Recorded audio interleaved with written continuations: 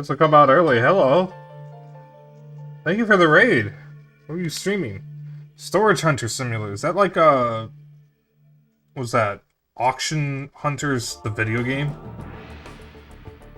I swear I've seen that somewhere before.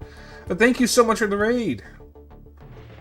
Also, a fellow Vexx enjoyer. I played this so much as a kid, but it scared the shit out of me, so I never got very far in it. I did try to sit down and play this a few years ago, but I never actually finished it. I got pretty far. Also, hi Seika. Big Yosh. Yes. Big Yosh. I am the Big Yosh. But the Big Yosh is me. Yeah, I'm glad I know someone who has played Vexx, because this is not a game that many people I know talk about. Yeah, the music's really good. So, Vexx, for those who don't know, is a really dark 3D platformer from Acclaim. If you remember Acclaim, they were the developers, well, the publisher, of Turok and Shadow Man. And Acclaim doesn't exist anymore, but this apparently is one of the more well-known games, given an article I read. I didn't even realize that people thought of this game all that much, but apparently it's something that Acclaim was actually known for, which surprised me, because I don't know anyone else who talks about it other than, I guess, JJ. But this is... Whoops.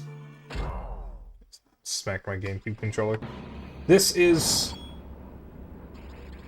a very interesting 3D platformer, just because the themes of the game are a bit different. And I would recommend using the content warning command, because there are some themes of genocide in this game. And lots of death. But we'll get to that very shortly, actually, because that's how we're introduced to the game's world. But I have been looking forward to playing through this for years. I have been wanting to finish it, and tonight we are going to start it. And we are going to finish it probably next month. Actually, how long even is this game? Never actually checked. Or maybe I did and I forgot. How long is it? Ooh. Hello.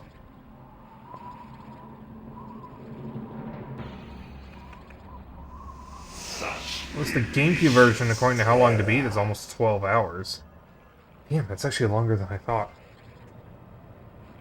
I thought this was gonna be a 2-stream game. It's not be a 4-stream game. Alright. Oh, let's just jump right in. But JJ, thank you so much for the raid. If you need to do your after-stream care, go and do it. Thank you so much. And tell Flicky I said hi.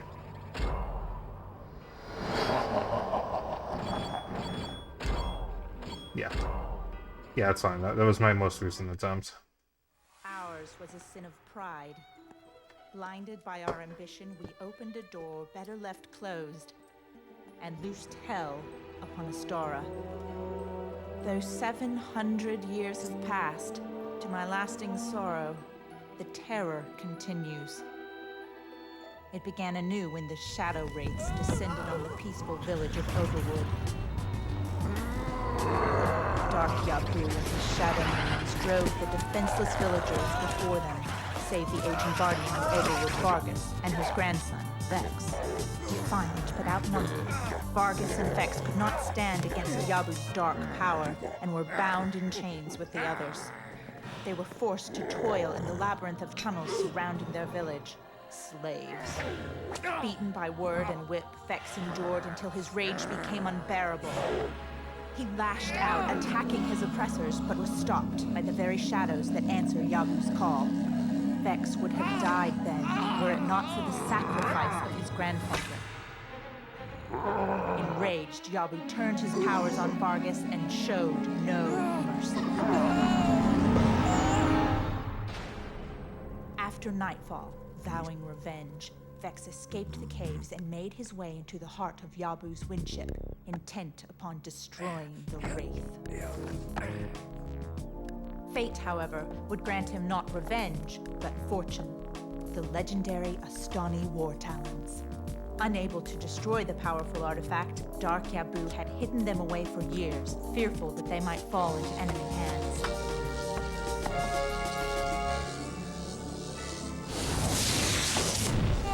Vexx screamed as the Talons bound themselves to him forever, and his fate to that of all Astara.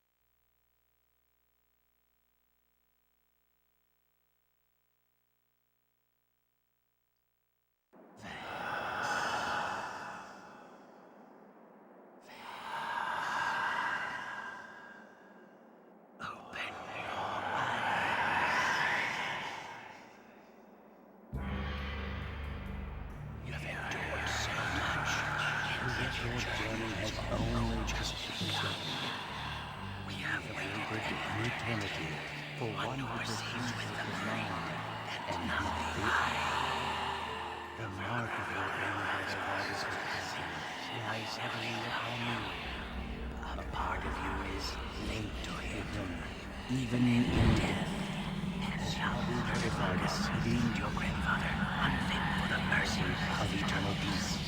Yet he which could never be held captive in life.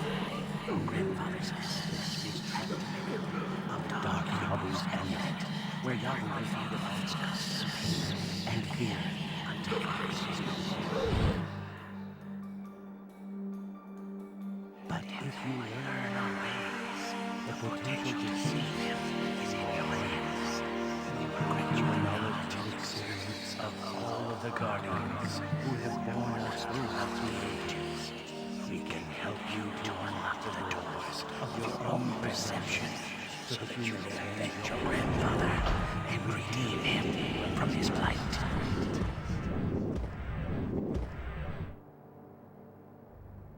Yada yada yada. Yada yada yada.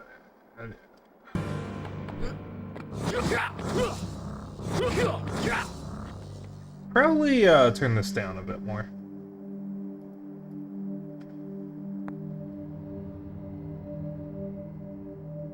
And right about here. Yeah, should be good. Let me know how audio is.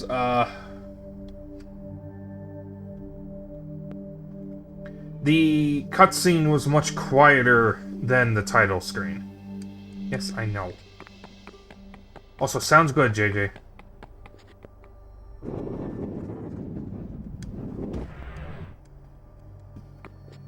I know how to play this game.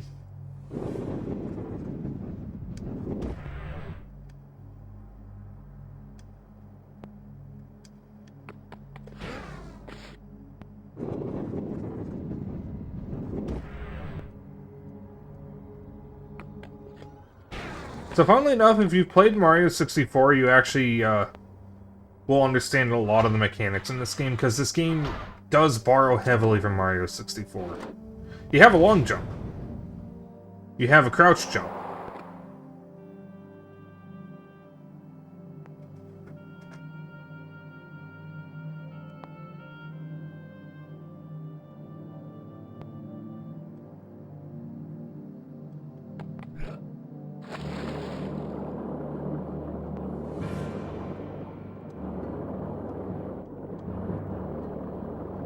Devoured popcorn.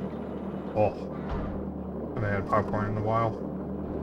Well, no, that's not true. We went to the theater like a week or two ago to see Mickey 17. So I got a big fuck-ass bowl of popcorn there. A fuck-ass bucket.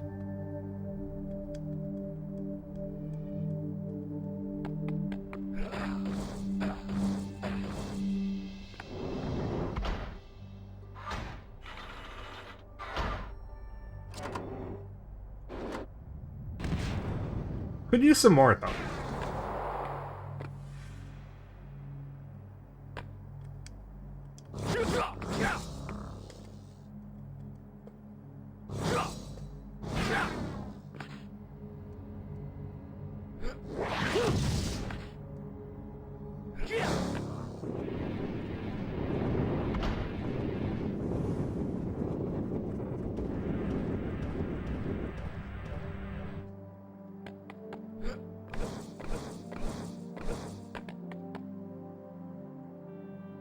I'm gonna make some popcorn tomorrow. I don't want popcorn now. Why'd you have to mention popcorn? I hope my popcorn's so good. I haven't used it in a while.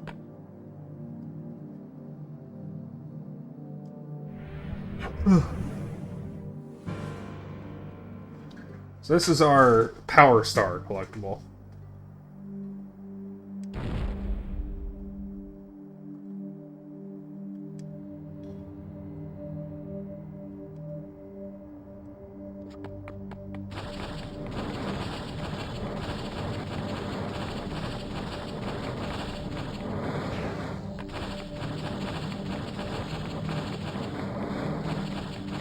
Retards. And of course, you can collect 100 of them.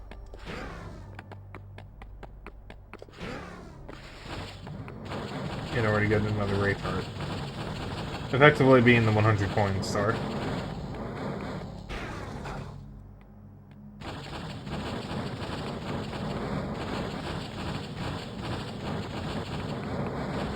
This game really does share a lot of DNA with Mario 64, but to be fair, a lot of platformers around this time borrowed from Mario 64.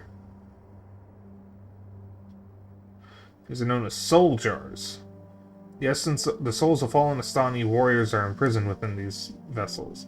You bring 6 soul jars together, the 6 freed spirits will reward you with the Wraith Heart of a shadow wraith slain by the warriors during their time among the living.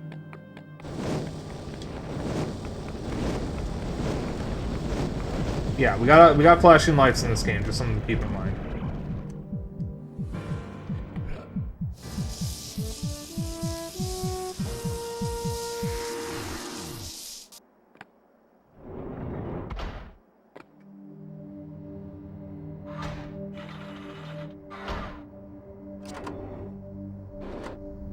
You have done well. Beyond this door lies the world in which you alone must use what you have learned to achieve your purpose. Take heart, for the measure of a person lies not in how one deals with the easiest situations, but rather in what you do when faced with the most hopeless of circumstances.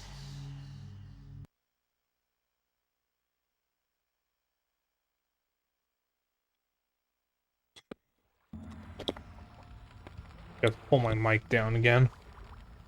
Ah, back among the living, I see. You're a stout one, aren't you? When I found you, I thought you dead, so I brought you here.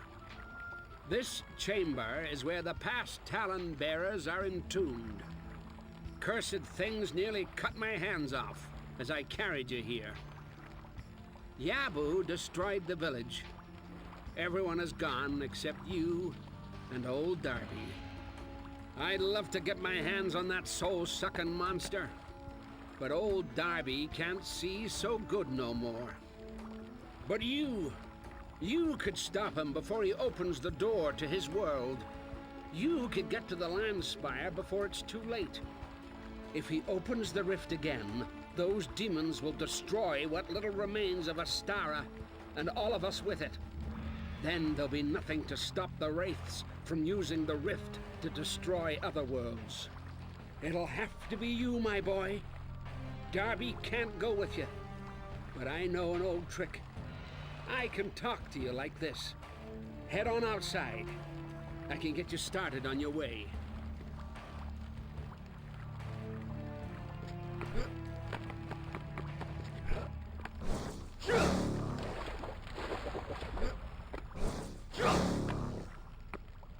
See that portal and that spinny thing?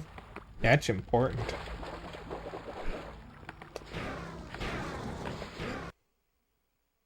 Alright, listen, man.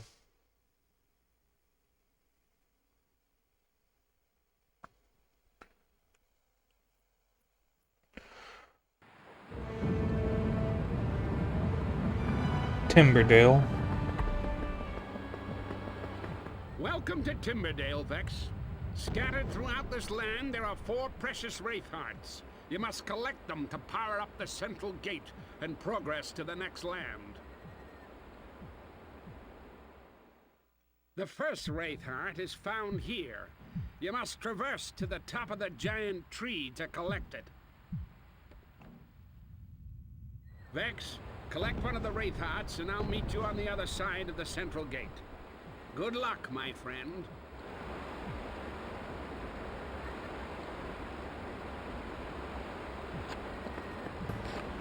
Okay.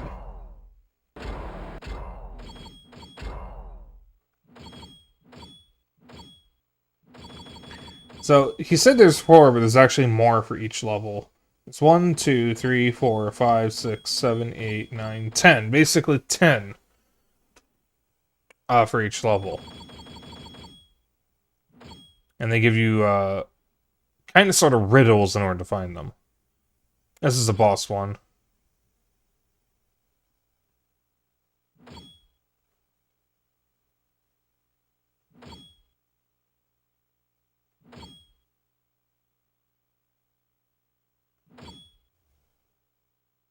This involves the sundial puzzle.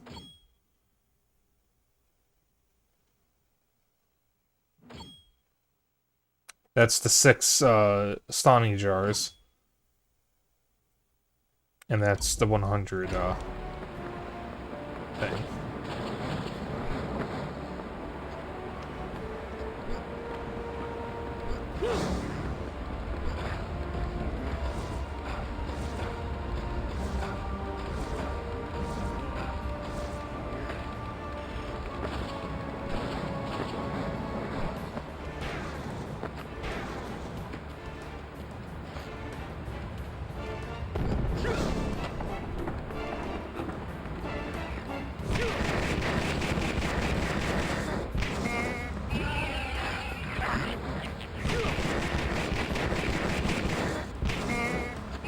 I just love how aggressive this game is.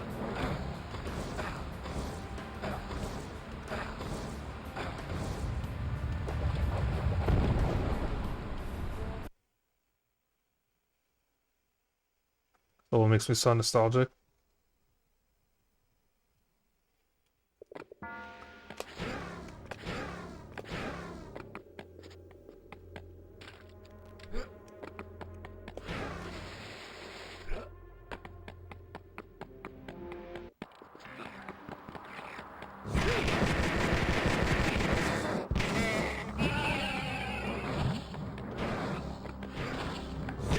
Yeah, I seem to remember my grandma bought this game for me when I was staying at her childhood home in Hancock, Michigan.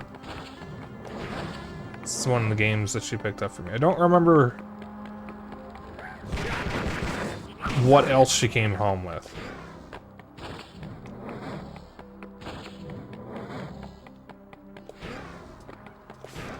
And I played it while up north, as we called it. I miss that house. She sold it in 2019, just before I went to college, or went back to college.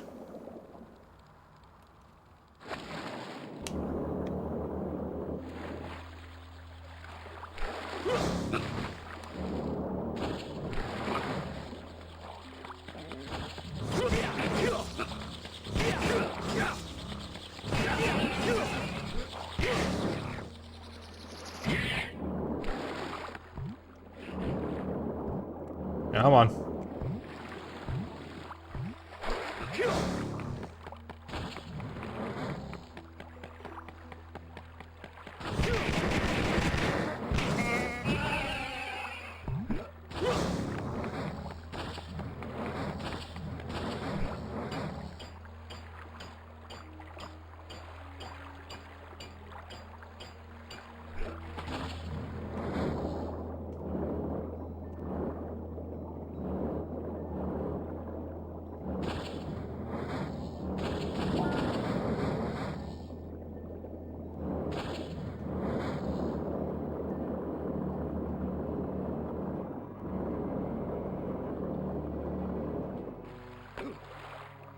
Ouch.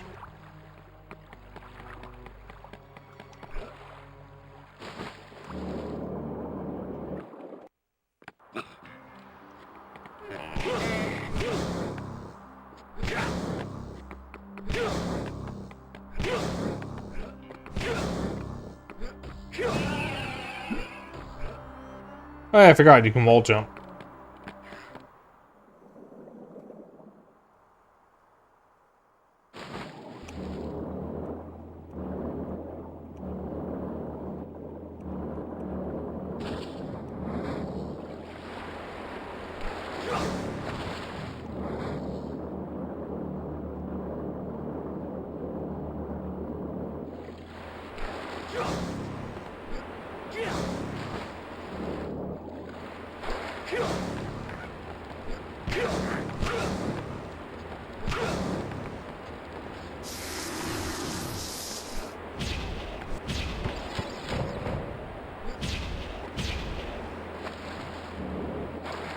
Ah, so that's what that does. You have a combo meter that you can build up.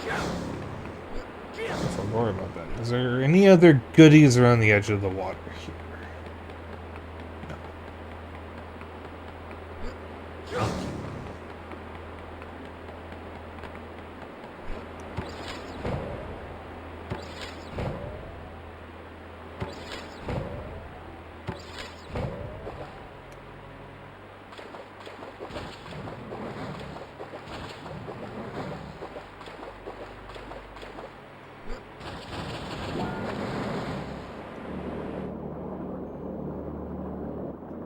Yeah, I've never actually looked up any reviews or anything on this game, so I don't actually know what the consensus is.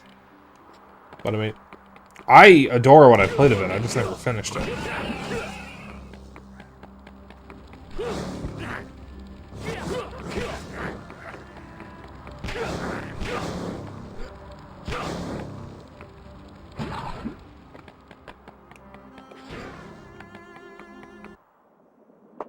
But I didn't know anyone else who played this growing up.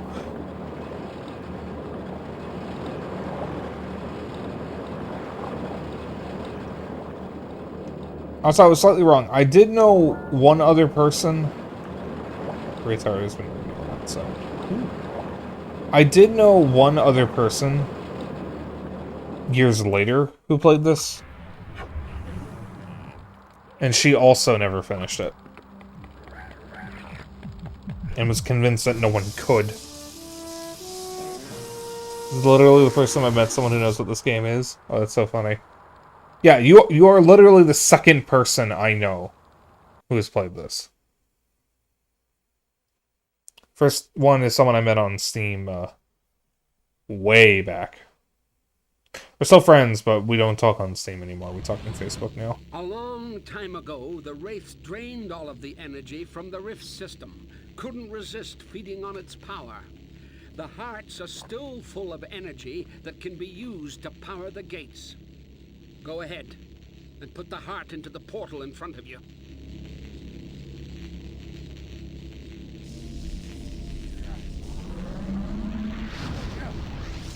Once you've put enough hearts into the portal, you'll be able to open the rift to new locations.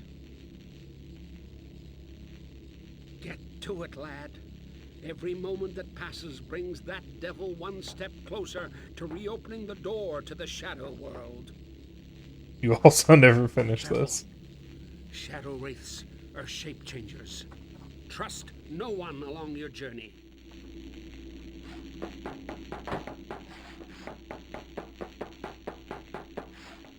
Alright, so we only need 2 to access this world.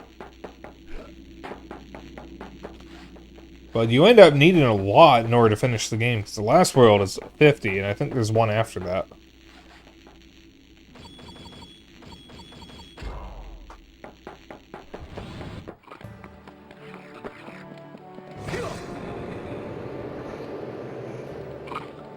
Oops.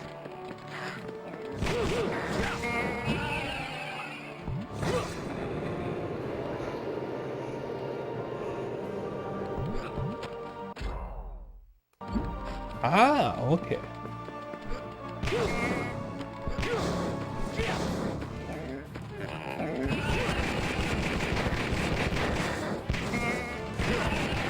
Yeah, I think out of every platformer mascot, I don't think any of the characters are anywhere near as aggressive as Vexx is.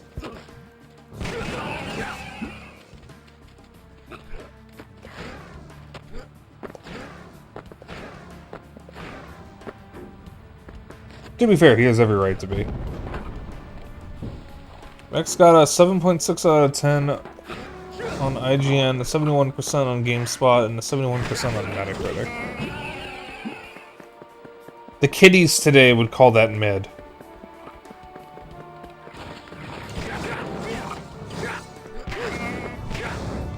Though apparently an 82 out of 100 on Metacritic is mid to some people.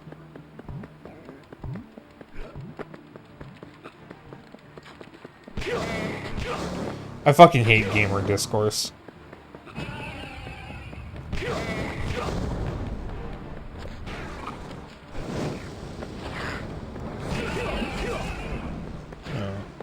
I'm gonna try to get all these pieces. Since I have to go back up here again. Because it looks like whenever you... I don't know if it's whenever you clear a Wraith Heart or if it's just the first time. But it reset my collectibles because I left the world. Because the central gate is outside of the level. It's not in it.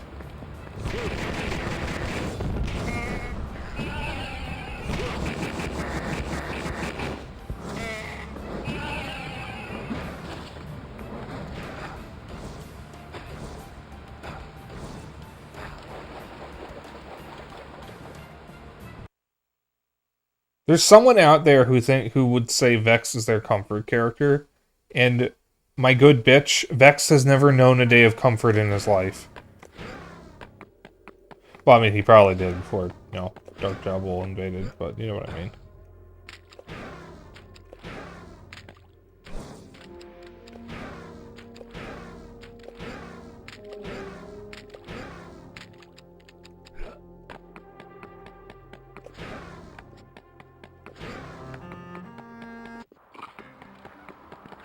Now, one thing that's blowing me away right now is just how clean this game looks. I mean, the frame rate occasionally takes a dip, but this is a really good-looking GameCube game. Okay, I don't know what happened to that guy.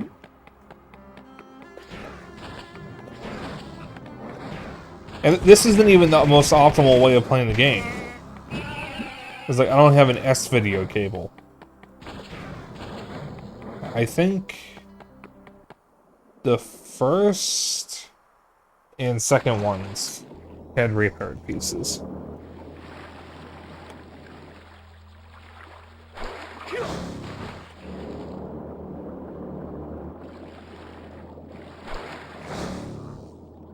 Camera? Thank you. Because I am playing this with composite input and a composite to HDMI converter, which is not the most optimal way of playing this game. But yeah, this is real hardware, by the way. This is a real GameCube, and this is the same copy of the game I've had since I was a kid. I don't emulate here, not unless I have to. Okay, to be clear, I don't do unofficial emulation unless I have to. Or if I'm playing like a ROM hack or something. I usually stick to official releases. Or original hardware.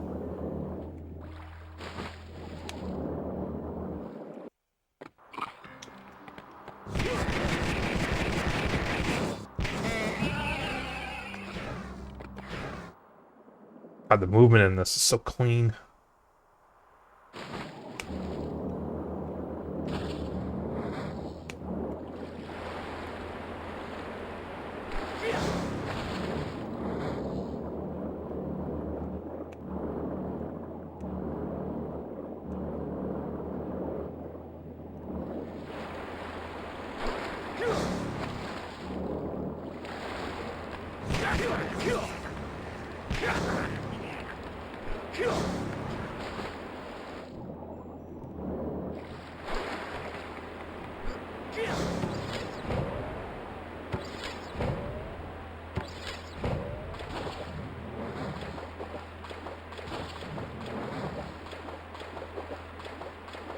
Alley-oop.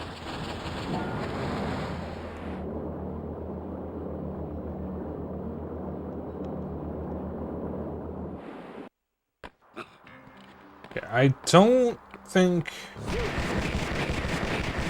the third area had any.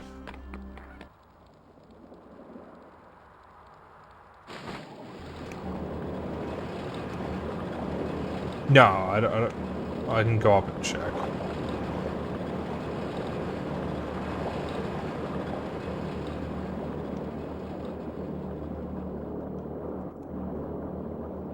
I'm gonna fucking drown. Nope, none here.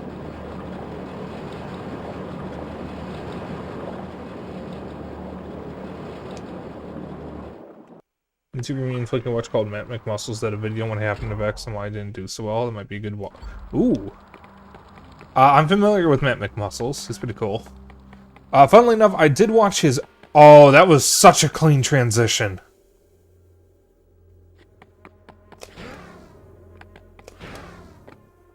I did watch his video on Shadow Man, which is another Acclaim game.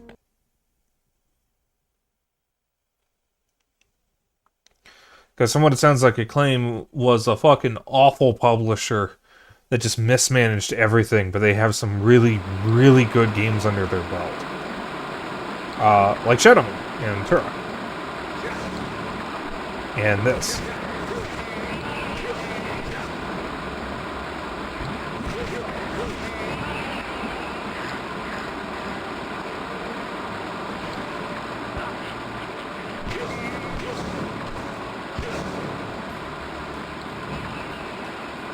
And yeah, I'll have to get that video a watch at some point.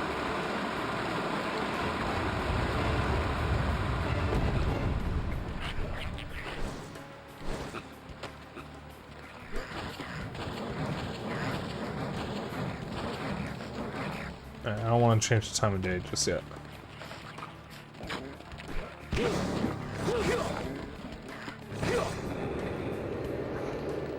C6. I already figured that out.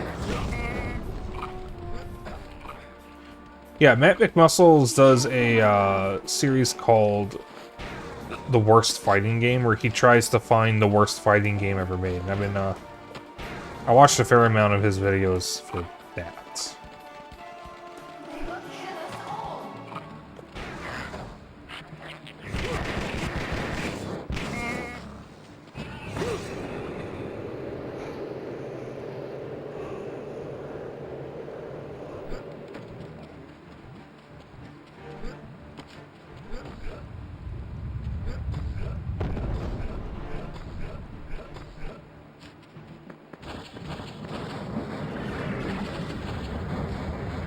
Vexx.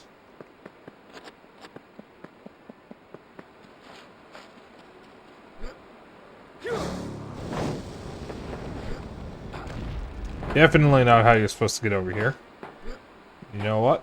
That's how we do things in this house. Be careful, my love.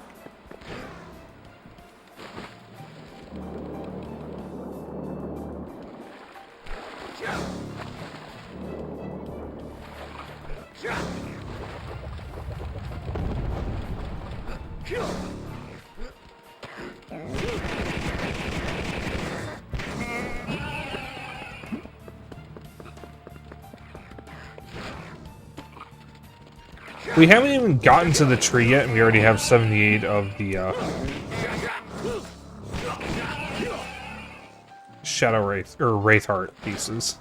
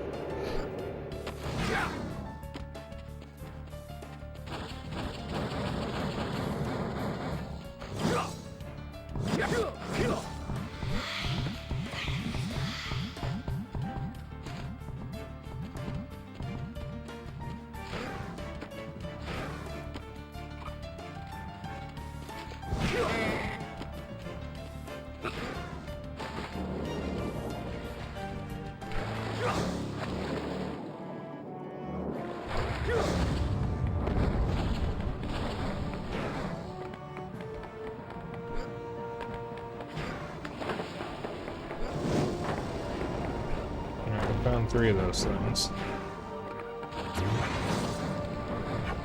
Oh, Wraithheart.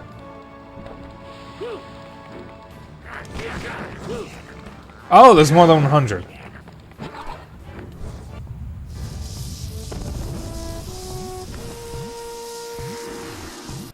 Okay, so getting a Wraithheart throws you back at the central gate. Ew! Or maybe just because I unlocked a new area.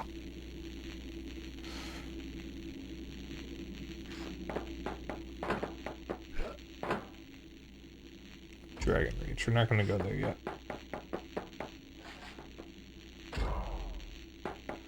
We've still got more hearts we can get here.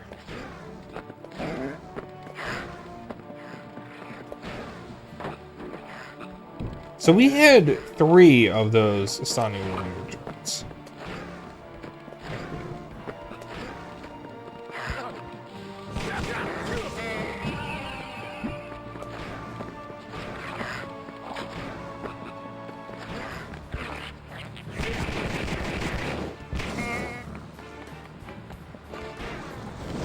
Ah, because that was one of them.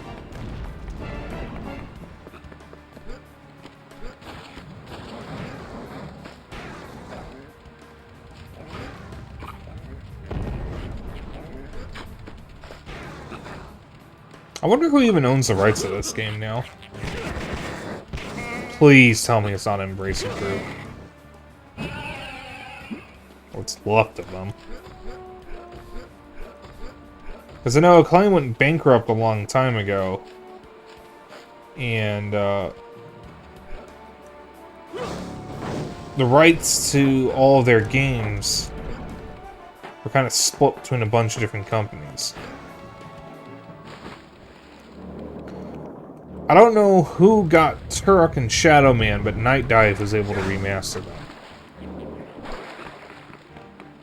And then I know, I think a fair number of their other games ended up with, fucking companies like Throwback Entertainment and Pico Interactive, which gobbled up the rights to a bunch of retro games so they could re-release them.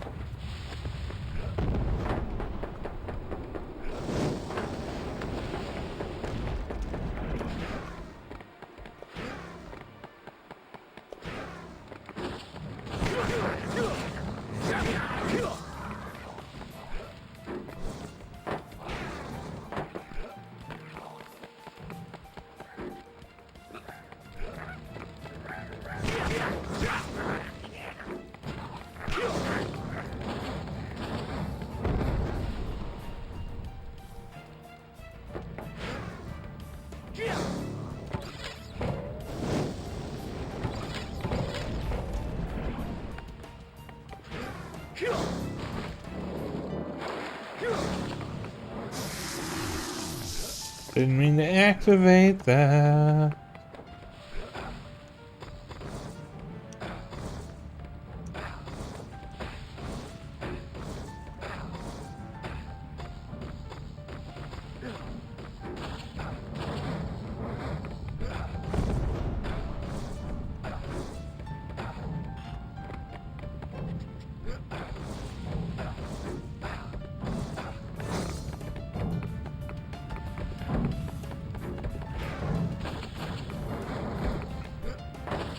Honestly though, from what I know of Acclaim, it's kind of a miracle any of their games were any good at all, because they mismanaged everything.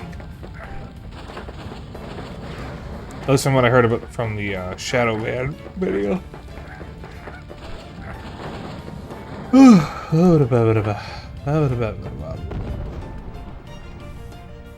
Oh, I'm so tired.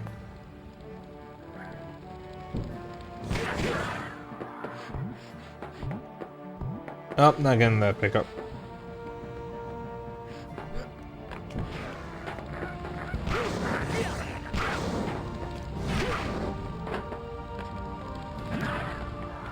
I actually slept fine, but my dream got interrupted and I got really annoyed, so I slept in.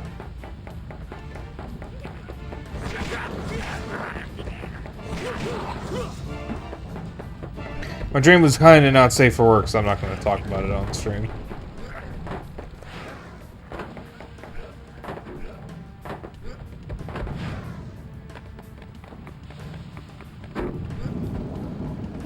I jumped into that.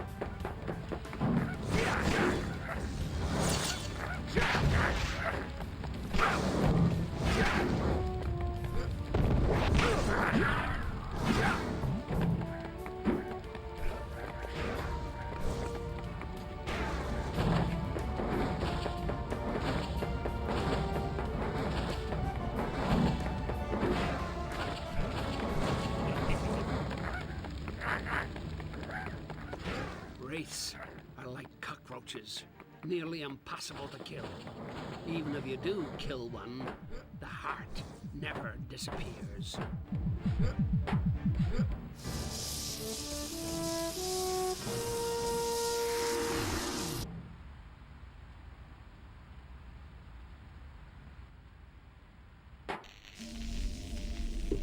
Okay, yeah, no. So, anytime you, get a Wraith Heart, you get sent back here. Got it. Good to know.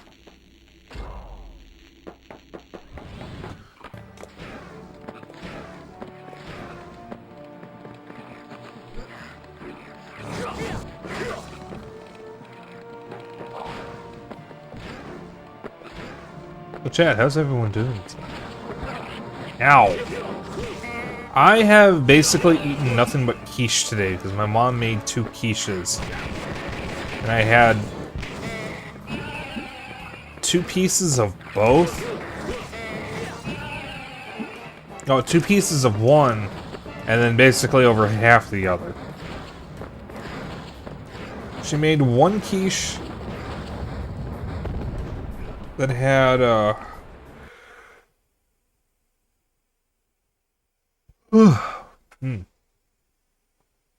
Really on. She made 1 quiche that had fucking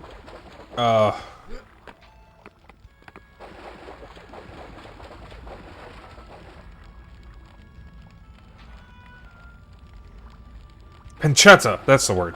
It has pancetta, and I think she called it pecorino romano on it. In it.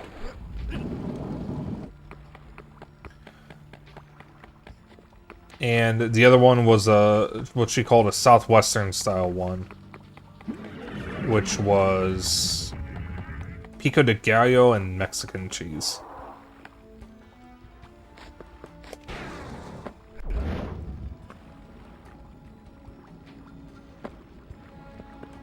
You just got the rock suit power up. Once you find the way to activate it, you will be invincible and as hot as lava.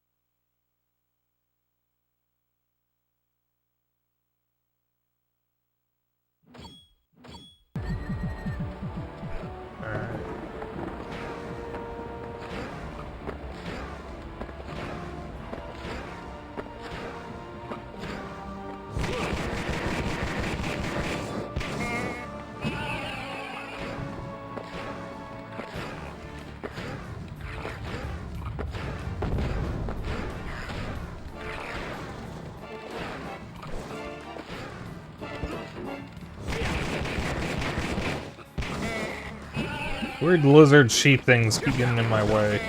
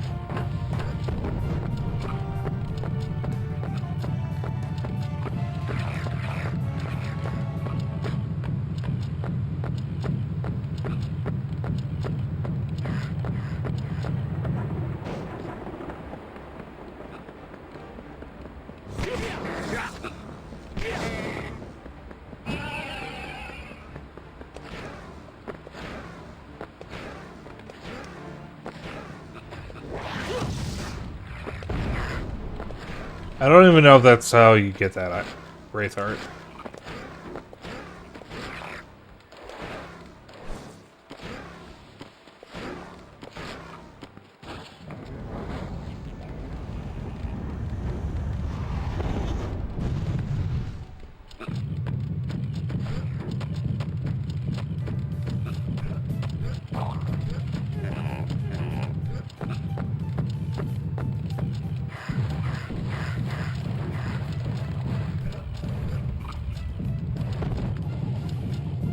Oh, whoops.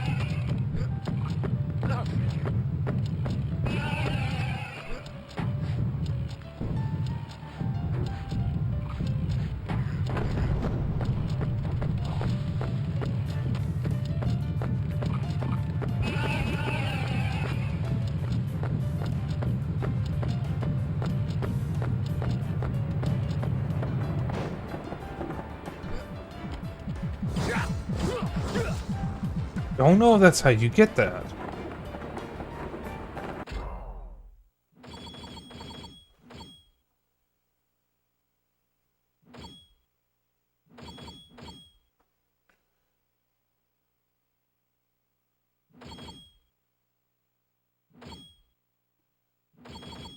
Okay.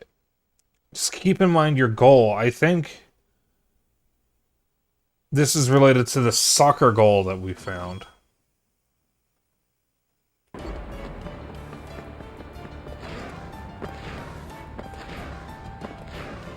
So it's probably something to do with the Molten City.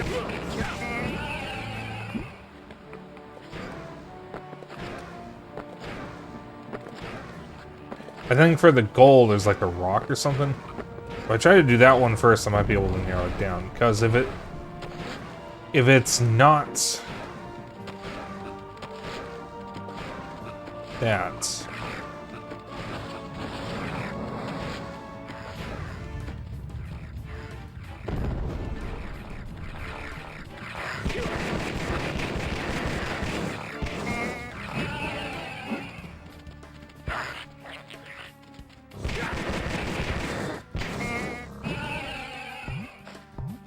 that would have been funny if it worked that way.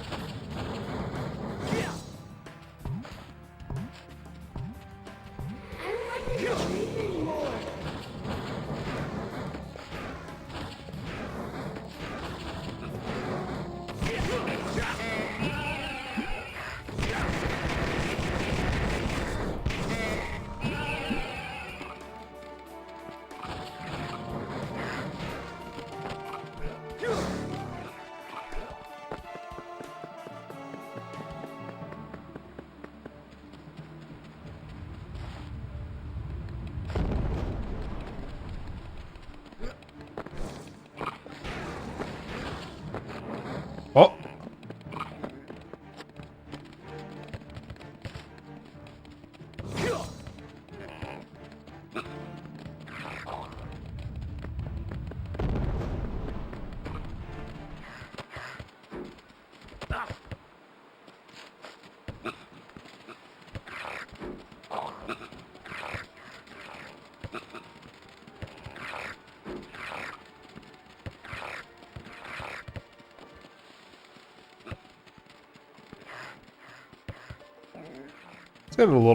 Let's get that a little further away from the water, shall we?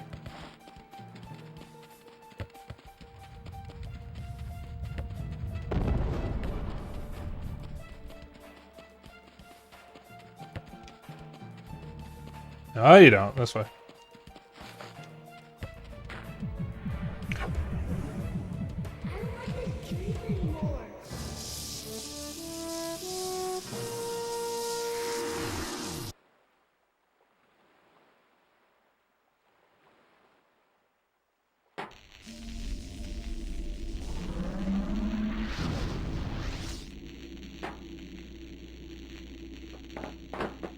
Alright, so we have 4 Wraith Hearts.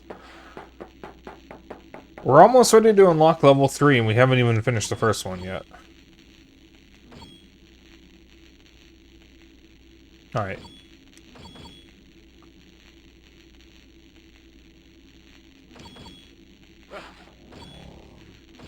So yeah, that crystal, it has to do something, it has to have something to do with the,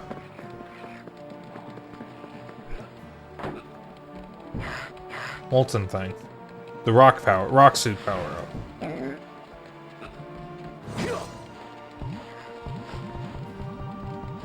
Children, save the children.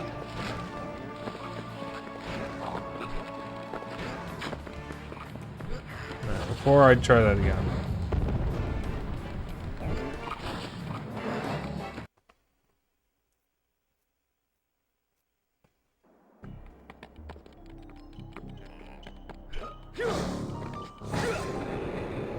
Well done, Vexx. You have found one of the secret sundial portal levels. Find the Wraith Heart hidden within.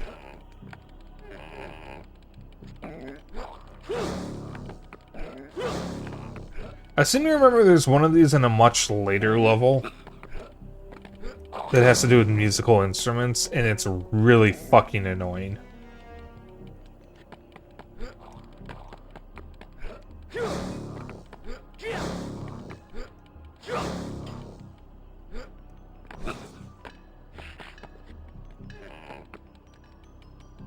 Because I got decently far into this game the last time I tried to finish it.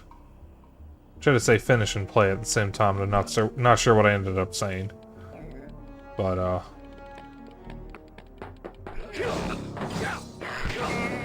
Oh, Chad, I didn't mention what happened to us today. So, I have been playing SNES games off-stream. Kind of because I wanted to work on, or go through some of my annual replays.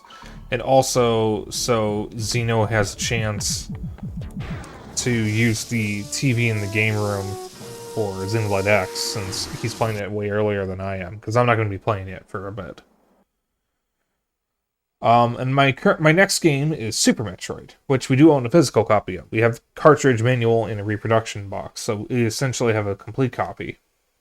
And I turned it on, and I noticed something was odd because all 3 save files said 0 health and 0 time. And I thought, oh, that's strange. I guess we deleted our saves at some point, which I didn't remember doing. So, I select one of the save files, and surprisingly, despite the fact that it was an actual save, it made me go through the intro. Thought, okay, that's weird. That's not supposed to happen. And then I get through the intro and die immediately. The moment I get control, because I had 0 health. Turns out, this is a known thing that happens with the game, and if it happens to you, what that means is the save battery is dead. And if the save battery happens to die in a copy of Super Metroid, the anti-piracy measures kick in. And the way the anti-piracy measure works for Super Metroid is if the SRAM check fails for any reason, which it will if the battery is dead, it will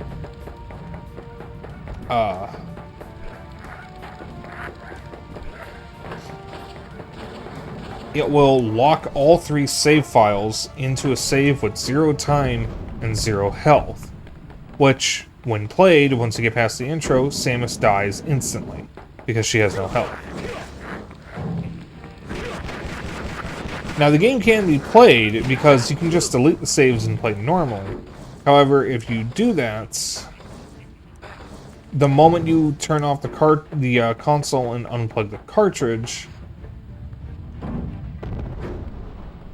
the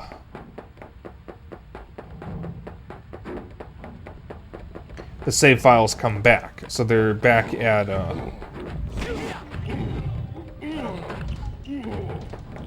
0 health and 0 time. So Zeno contacted a local game shop that we occasionally go to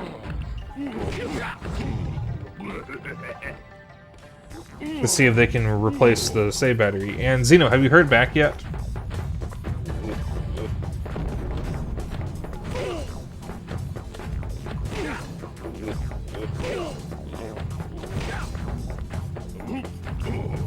I'm assuming no, because I figured you would have said something if they did.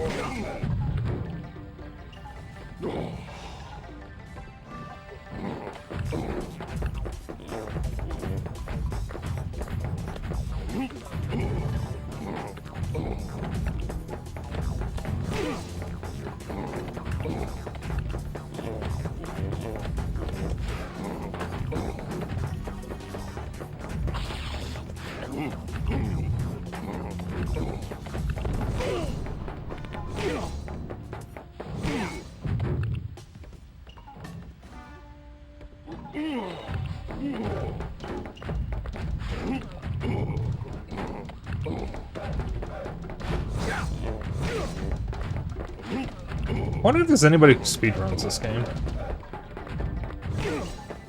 Yeah, if you sent in a request, they should respond at some point. Just a matter of when. Someone sent me the website for some game place called like Hackerspace or something as an option for getting the save battery replaced. So we do have that. If the shop never responds. But they're supposed to respond within 2 days, and I'm sure they will. Now, I will say, we're not super upset about this, because the game technically is playable. You just have to do it in one sitting. And we each have 3DS versions of the game. We each have SNES Classic versions of the game. We have the Wii U version of the game, and the Switch version of the game. So we can at least still play the game. It's just that we have gone through a lot with this cartridge, and both of us want a functional, normal, physical copy. Because we like having that. Also, Super Metroid is an amazing game, and it means a lot to both of us. I am more annoyed that I have to use my Switch instead of the actual SNES, which is kind of ironic given the Switch is more convenient. Because my plan was to play most of these games on original hardware. The only one I didn't was Super Mario World because I wanted to stream it.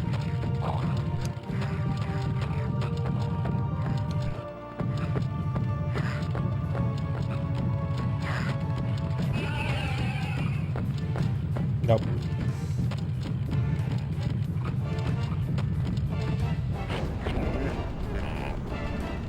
Let's just reset that.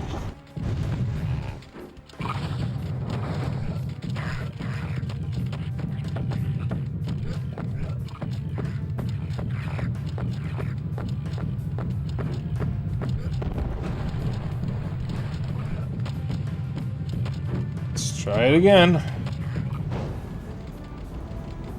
So that has to be something with the rock power up.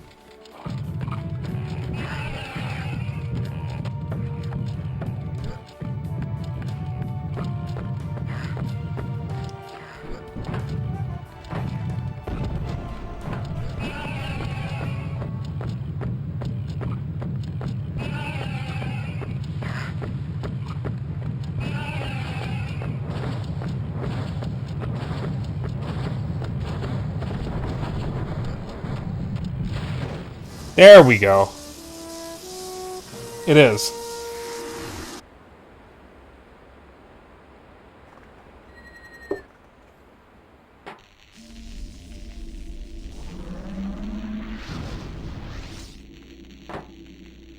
Now, how many worlds are here? We have 1, 2, 3, 4, 5, 6, 7, 8, 9. Last world opens up with 50. Ah, but we need 60 total. So there's 9 worlds. So in order to beat the game, what is 60 divided by 9? 60... Oh, wait a minute. Hang on. 1, 2, 3, 4, 5, 6, 7, 8, 9. Yeah, okay, 9 worlds. 60 divided by 9. Alright, we need to get roughly... we need to get, at minimum, 7 hearts in each world. In order to beat the game without going over. I have 7 hearts right now.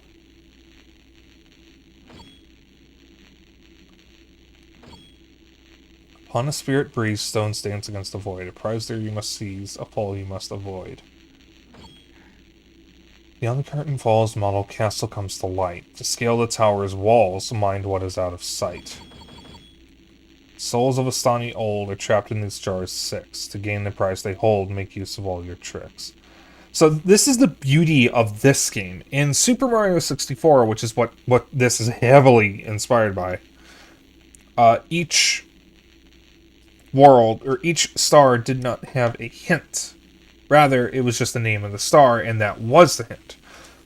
For example, in Cool Mountain, one of the stars is called Wall Kicks Will Work, which I think in the DS version was renamed to Mario's Super Wall Jump or something like that. And that was your hint that what you needed to do had something to do with the wall kicks, or as they were later called, wall jumps. But then you have other stars that are a little more obtuse, like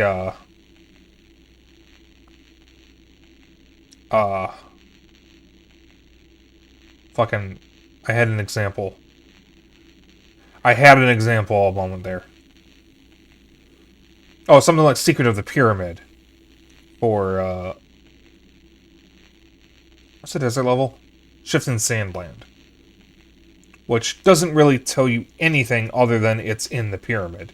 And there are 4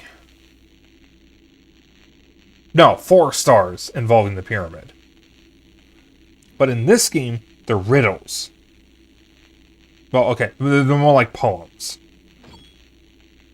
And the poems are your hint for what you have to do. They have a very specific rhyme scheme. So it's 1, 2, 1, 2.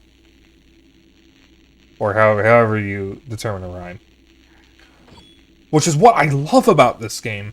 Because that's something you don't see. Usually it'll just tell you what you need to do.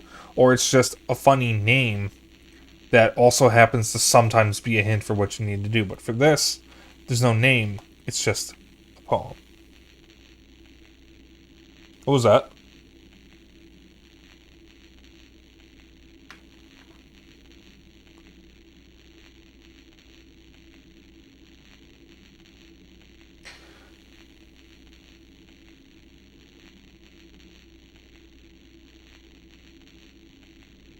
Huh. Thought I heard something. I thought I heard a weird noise, but I don't hear anything. So we're not even done with the first level all the way. We've already opened the next 2. Let's see. We have these 2. I don't even know if I can do these yet.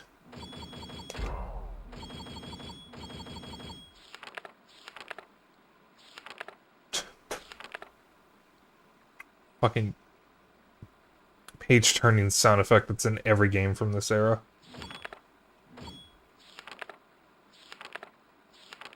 I'm pretty sure that same sound effect is in Castlevania 64. Rhea's journal.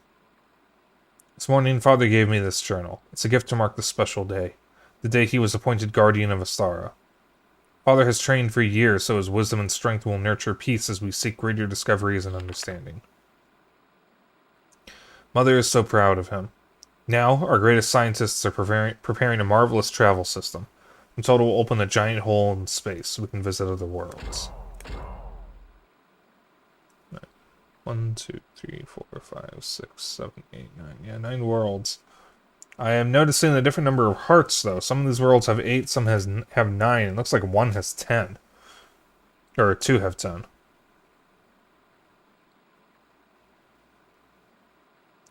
Interesting.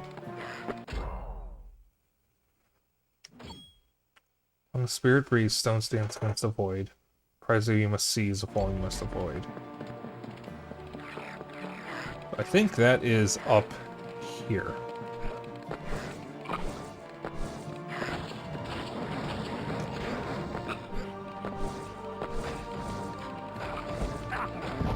Ow.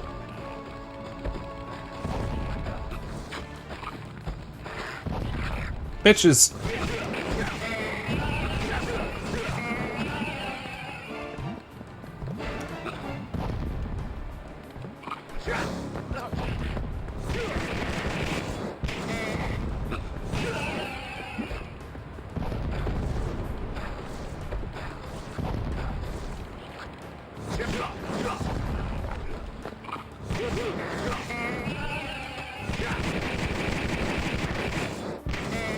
This is how many times you can chain that.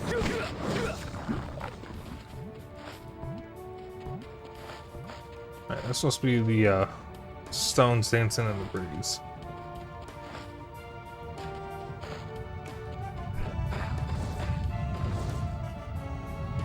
Oh, that's bad.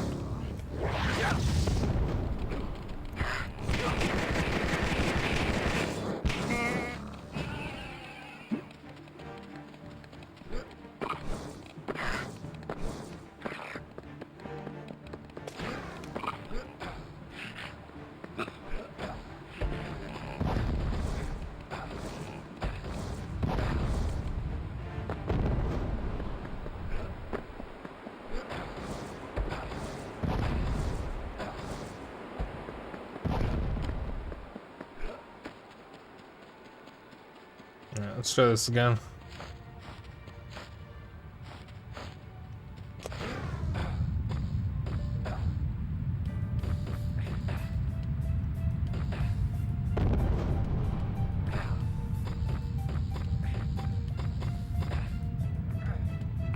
Alright.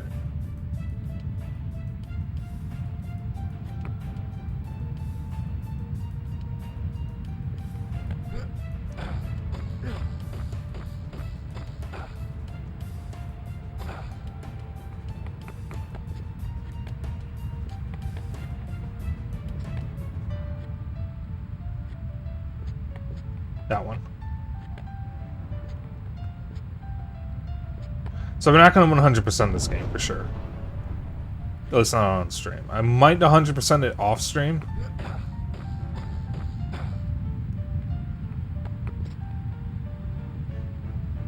What you looking down for, buddy?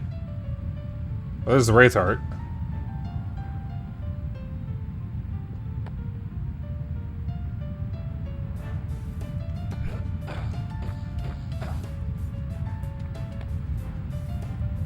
So every time you climb up something, the camera circles around Vexx for some reason. Kind of annoying. Because I can't turn the camera until it's done. Whoa.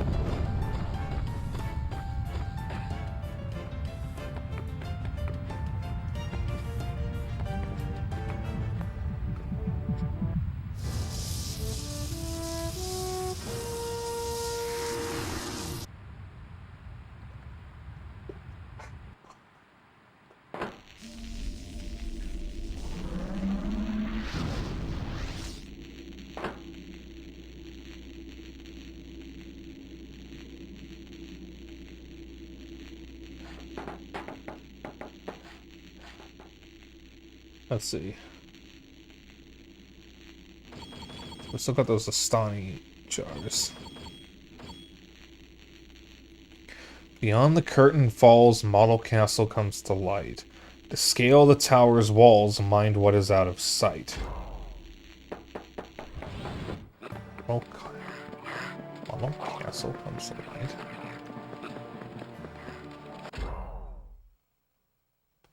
Beyond the curtain falls.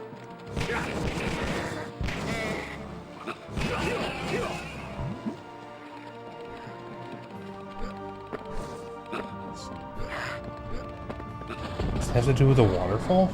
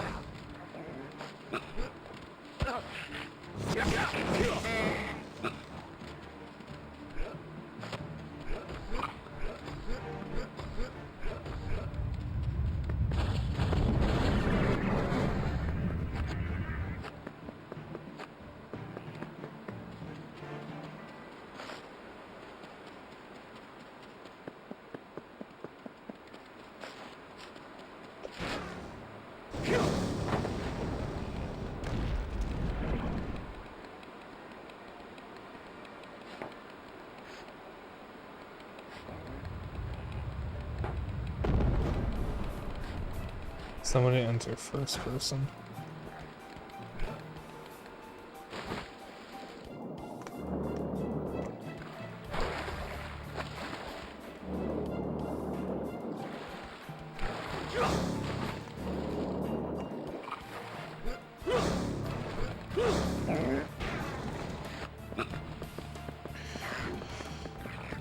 Beyond the curtain falls. Find that which is out of sight. Model castle comes to light. The scale of the tower's walls. Mind what is out of sight.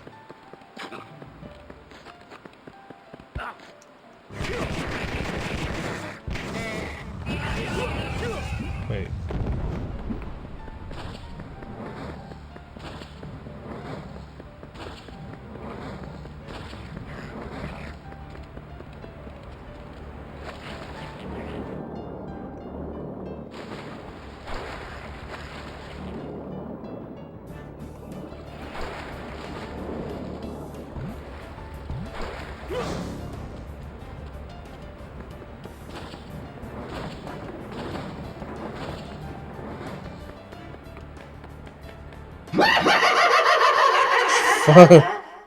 It startled me. Hey, that's man.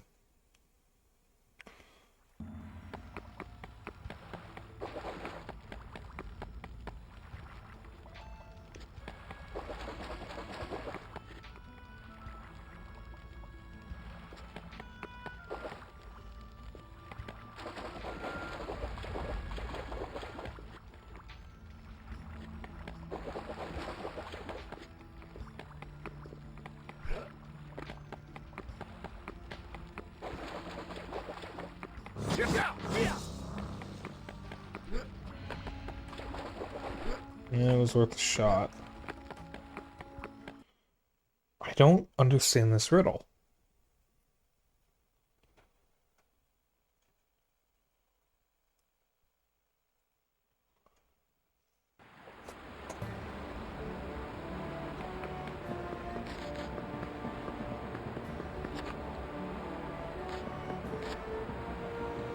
And there's no way to enter first person, so I can't really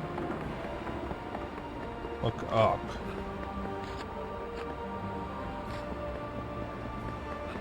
Beyond the curtain falls. Model castle comes to light. Scale the tower's walls. Find what is out of sight. Does it have to be at night? I wonder, does anything on this map change if I'm at night?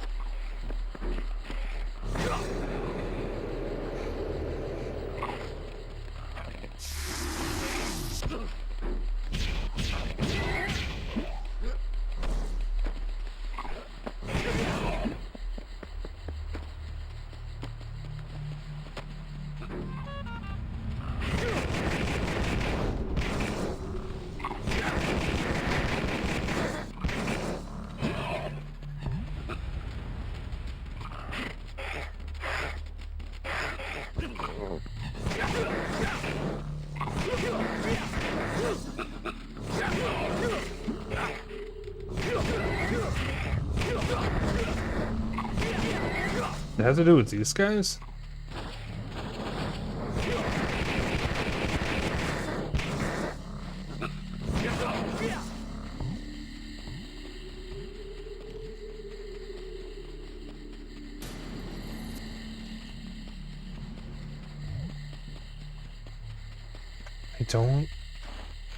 I don't understand. Santas.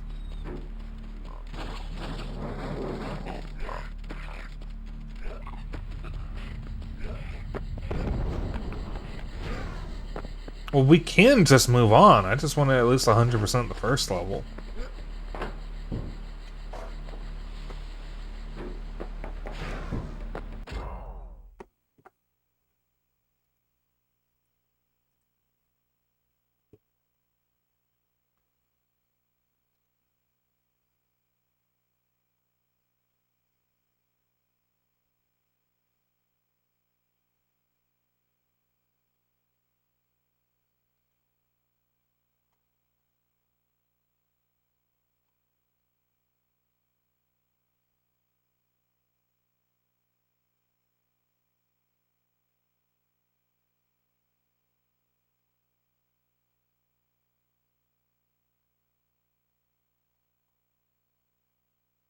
Give me a moment here.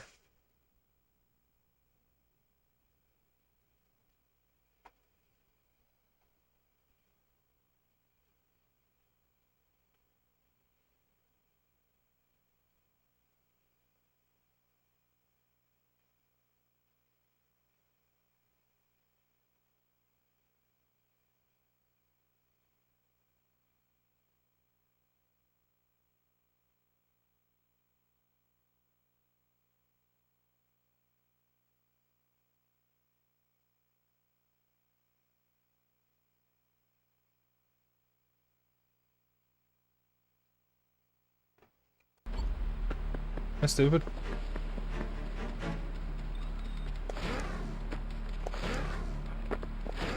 According to what I'm looking at, we've been in the castle already.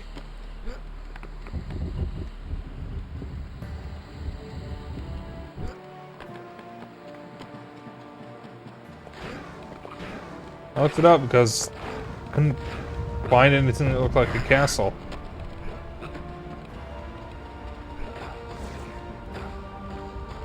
Well, we've already been in it. It was the first area I went to. Ah, well, here's what that is.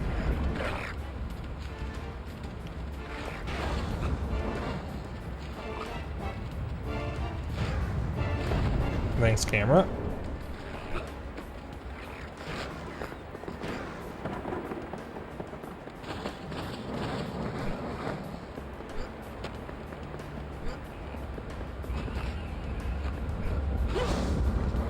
Where's this go?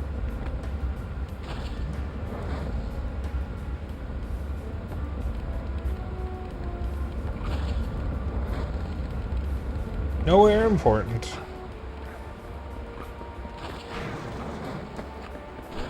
Oh, chat. I forgot to mention, I'm doing a thing later this week. On Saturday, went out with my brother and a friend, and we were going to get some gyros and falafel from a really nice Mediterranean restaurant. I've been there before, but it was a long time ago. Back in 2019, before lockdown. I think that was the last time I was there. That was when I was going to campus still, before we switched to the same classes after lockdown.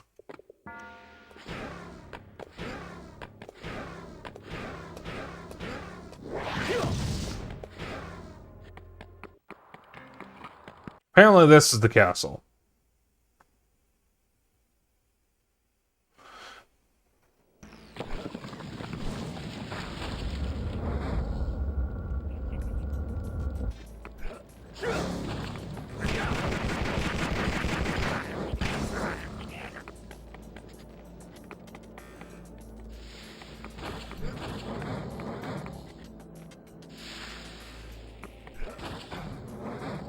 Your spell check does not like the word Mediterranean.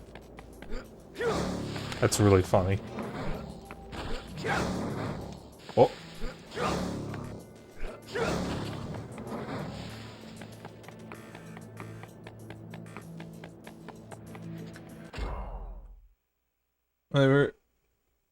Never fixed the tits in Inlet X.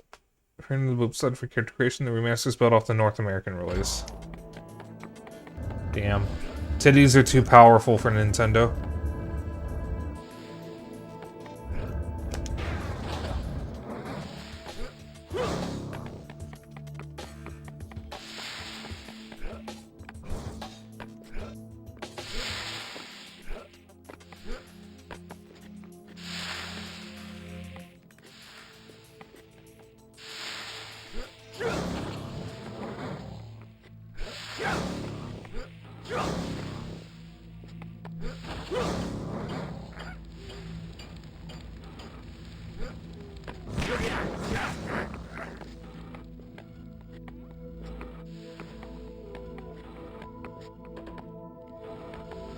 You should have got the Atlas team to do it. Oh, that life is tempting. I have I'm good. I need to play Atlas again. I think they're working on fishing for the next update, unless that update is already out.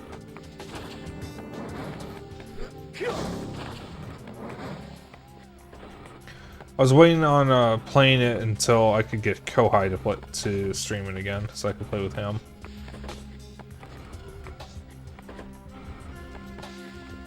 The game is good. The game is very good. It's just there's not a whole lot to do at the moment because it's technically in beta, I think. Oh, we're good. Everything's fine. Everything's still fine.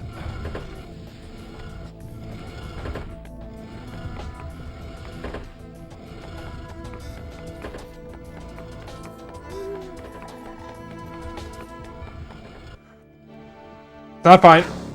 Everything is not fine.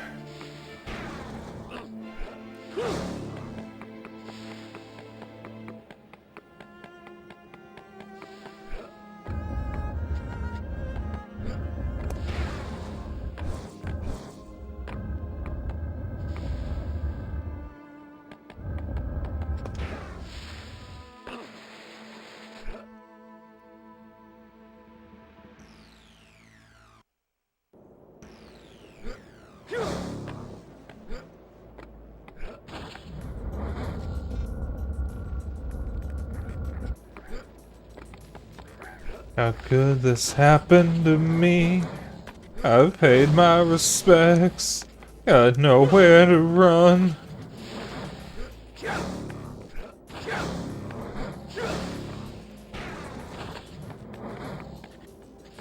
Groundwork is good, just gotta focus on content. Yee. Yee.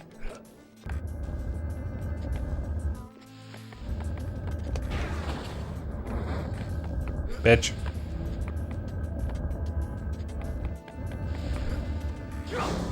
No, you don't.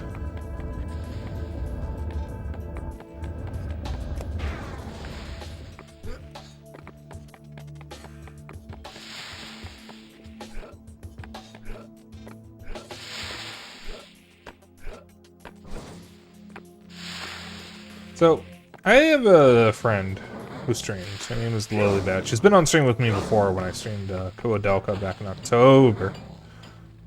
There's something she said that has stuck with me for a bit. And when you play a good game, you like write a sentence about it. When you play a bad game, you write a sentence about it. But when you play a mid game, you write an essay about it.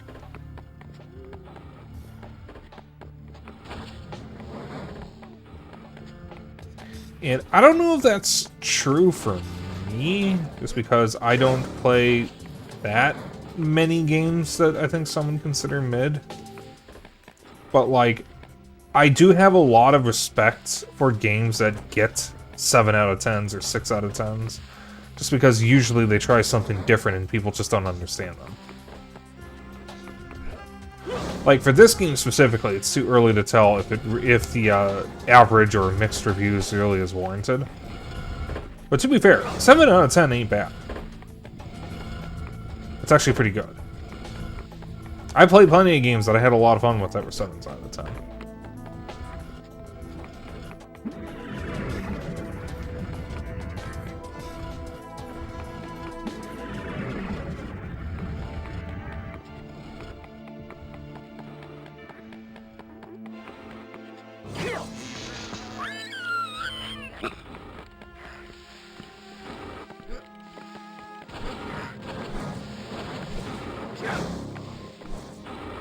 Oh, we're good.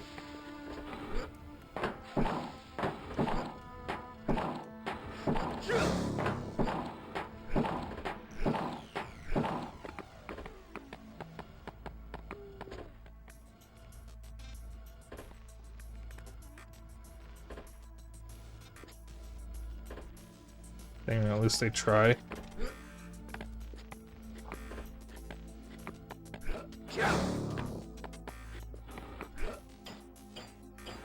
Increasing the Slitterhead. Definitely rough around the edges, but unique and interesting enough. Oh, how you tempt me so.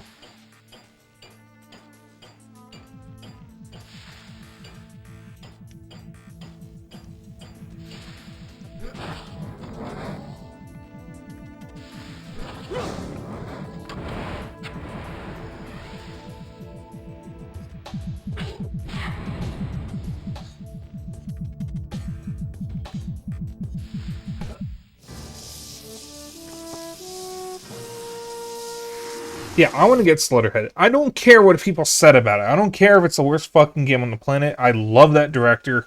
I want to play it. I did not like Siren.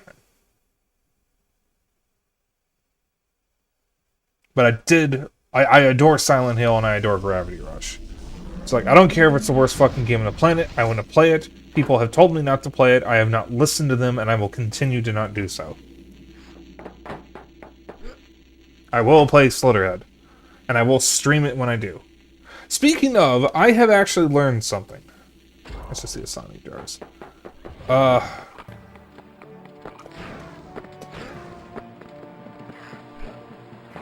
So usually with these Sonic jars, they're all in roughly the same area. So you typically won't have to go through a transition in order to find the rest of the Sonic jars. They're all going to be in the same open area. Usually. But I have learned that the PS5, all models of the PS5, all models of the PS3, all models of the PS4, all models of the Xbox One, and both the Xbox Series X and Series S use the exact same power cable. I forget the full name of the cable, but it is an IEC7 cable. And hilariously enough, it can work with the PS2. The PS2... Excuse me. The PS2 cable will not work with the other consoles because one half of the plug is square instead of circular. However, the cable from the other consoles, where it's two circles, will work with the PS2 because the circle fits in the square hole. That's right, in the square hole.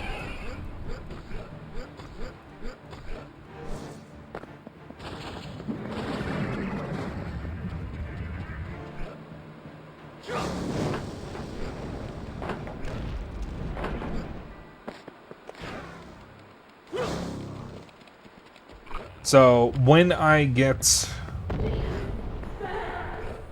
that power cable, that means I'll be able to stream from 3 consoles with 1 cable. However, I'm probably not going to stream from a PS4, and I'll just play PS4 games from a PS5. It just makes it easier on me. That and the PS4, we still have the external hard drive hooked up, which is not very convenient for moving it around.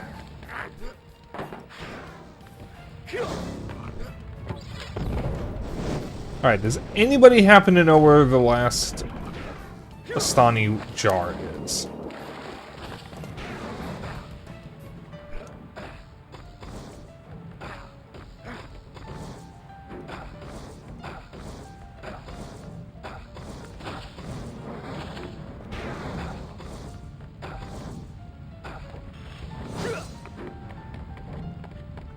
I never played this game. Well, you're not alone in that, because as me and JJ were talking earlier, JJ doesn't even know anyone else who played it besides me, and she didn't even know until today. And I only know one other person who isn't JJ, and they don't watch my streams. They don't watch any streams, as far as I know. I say they, but it's a she. Oh, I don't want to initiate that.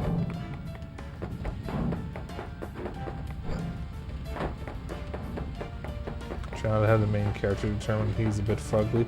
That is rude. How dare you say that, Vexx?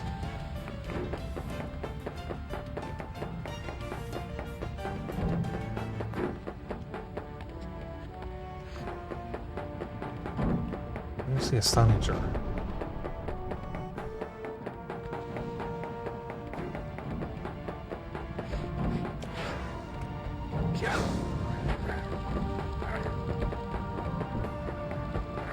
Step here.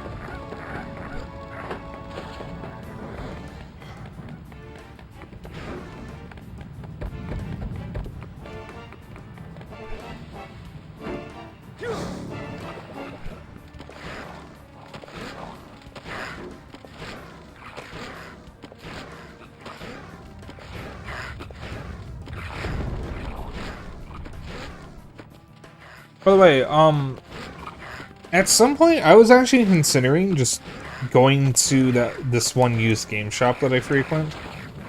It's a different shop than where we're getting the cartridge battery swapped from. And just seeing what I can get in the way of like cheap PS2, PS3, 360, GameCube, whatnot games. And just stream them. Because there's a fair amount of weird games from, especially the GameCube era, that I wouldn't mind streaming, even if they're not, like, amazing.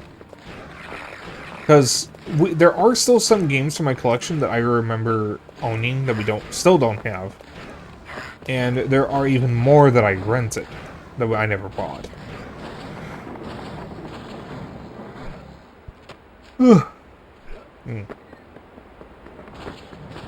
But, like, two games that come to mind... Oh, okay. Are, Zapper One Wicked Cricket, which I rented, but never bought.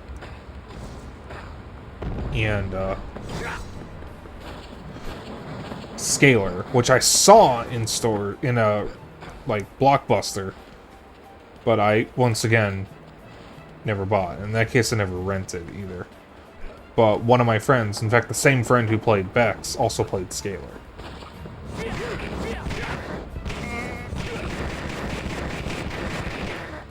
What I was thinking of doing was just looking up some random PS2 GameCube games and seeing what I can find in that store.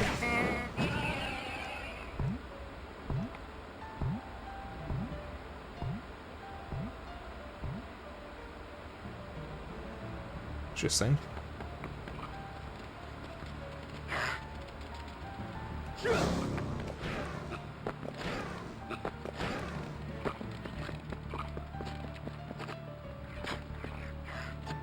Turn the camera. There are some ropes hanging from down there.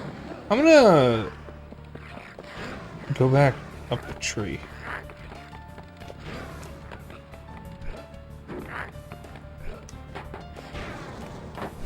I'm gonna buy a Dreamcast again with games you can never get back to. Fucking do it. You are a grown-ass adult, and that means you decide what you can buy. If you want to get something you could never get as a kid, do it. Who's gonna stop you? Just do it.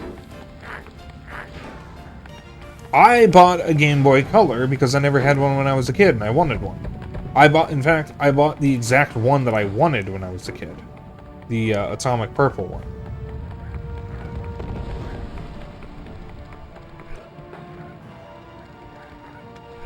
Huh.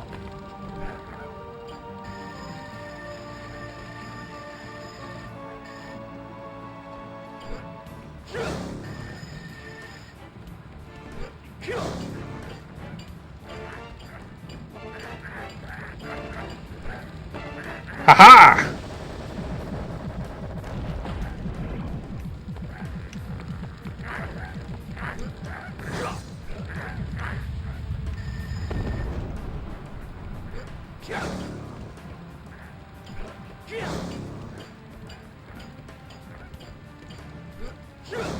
Oh, okay, we're good. All right. That's it for Timberdale.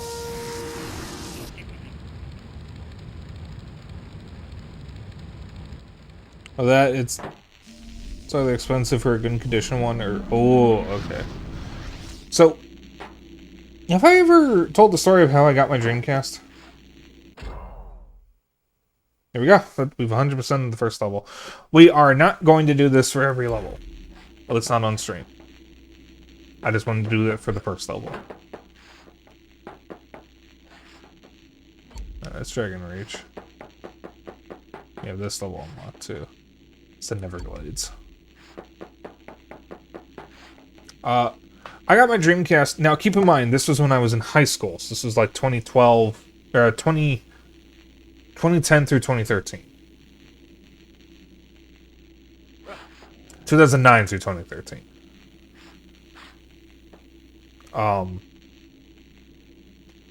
I started collecting in high school when I got really into retro gaming around the time I got into emulation.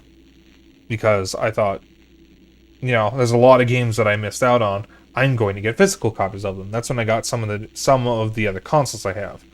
In that period, I got a Game Gear, an NES, Dreamcast, and Atari 7800. Specifically those 4 consoles. And as part of that, I wanted to get a Dreamcast, but I had never got one. And there was a used game shop we used to frequent. I used to go there for years. Where I got all these old games, but I never bought a Dreamcast from them. However, someone I was friends with at the time, who I'm no longer friends with, owed me money.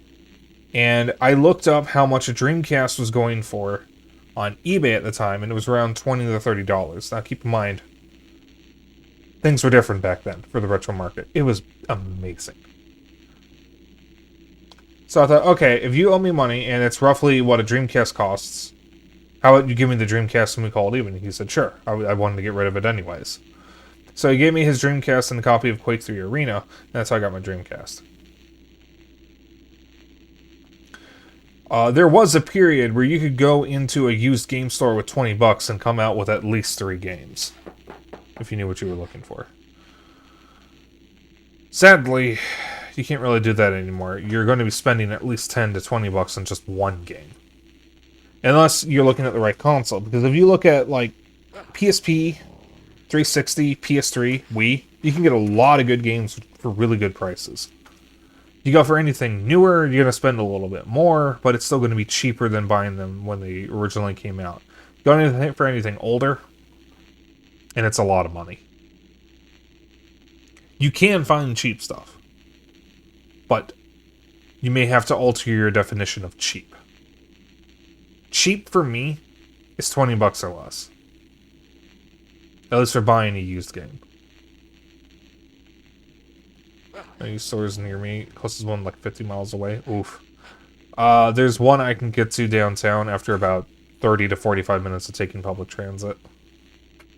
Which is nice. There's also a lot of restaurants in the area, so I can get lunch while I'm there. In fact, that's what we're doing on Saturday.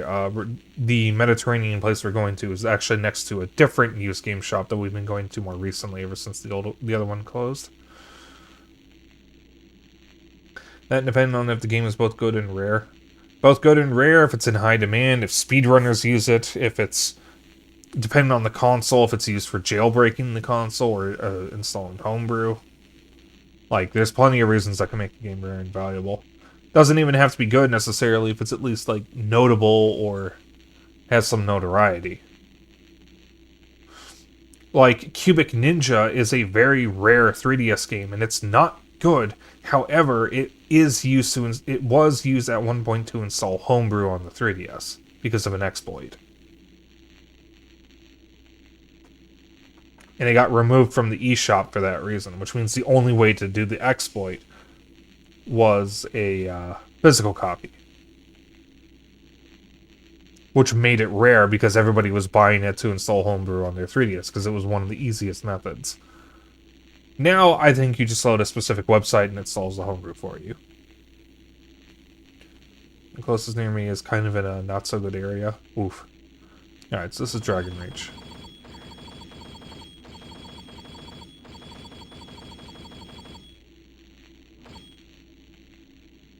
Why does it zoom in when I hold the button? That's so funny. Alright, let's see. Find a pulsing treasure on an ancient knuckle. Take care in each measure, or it just may buckle. Beneath the dragon's grasp, where time did make him stop, you must move twice as fast to win at drop and hop. What once was ancient swells, a sea did drain below. To find it down the wells, you'll find you have to go. Where dragon's heart did beat, a doorway with suspense. Within use talon's heat to loose some things immense. Beyond the fossil's grasp, a ship floats in the air. Just thread the banded path with wings to get you there. Again a heart in sight is locked within clear walls. Without your molten might, it remains beyond your calls. Within a certain spire, while moving hand over hand, access you'll acquire to a castle of sand. Spirits of the damned, trapped in eternal pain, can be found throughout this land among earthly remains. When hearts did burst asunder, much energy did scatter. To return this heart its thunder, 100's all that matters. Alright, well, start at the beginning. See what we can find. Get the lay of the land, so we can figure out where to go.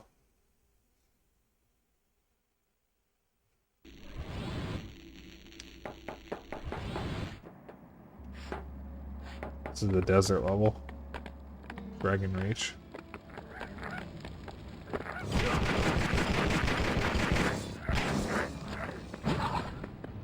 Hi.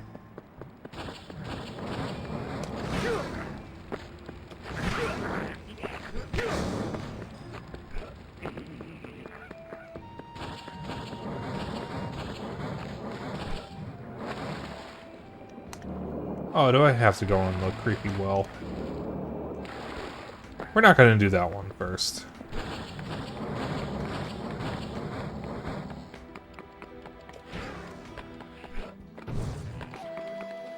For those who are new here, I have thalassophobia, so I do not like underwater segments in games.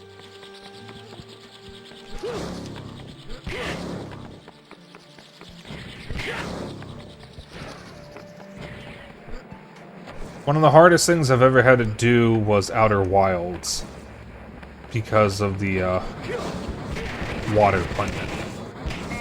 That was rough. And the wild thing is, there wasn't even anything that was threatening me. I just didn't want to be there.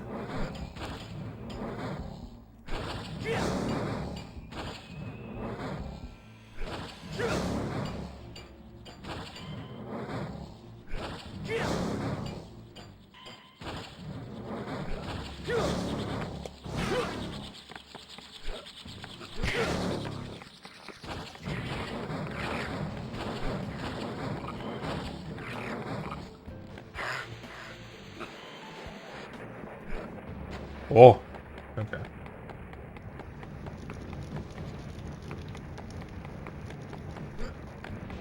Alright.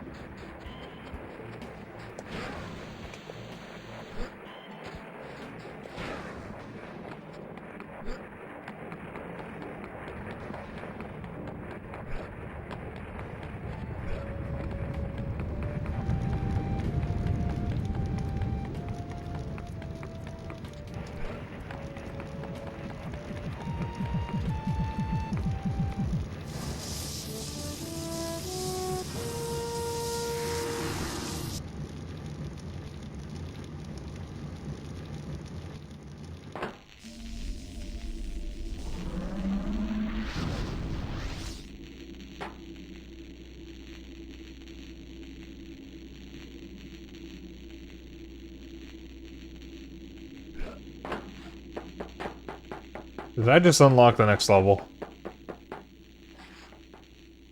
I did. Tempest Peak Manor. That's the furthest I've gotten.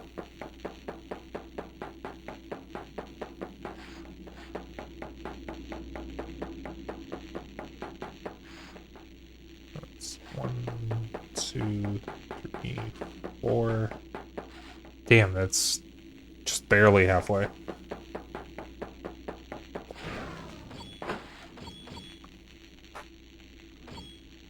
Beneath the dragon's grasp, where time did make him stop, you must move twice as fast to win that drop and hop.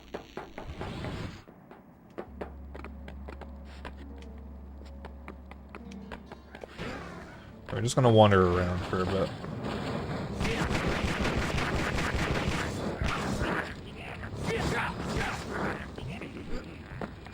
It's a creepy well again.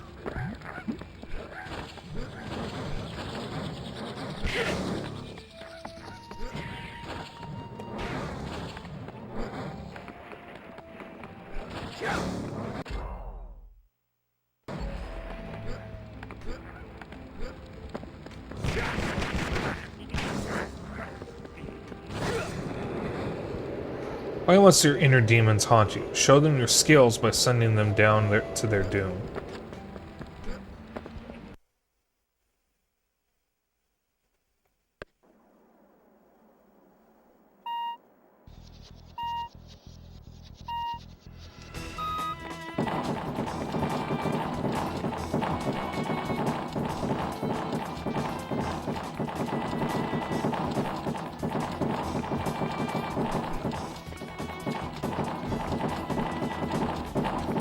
I don't remember ever doing this.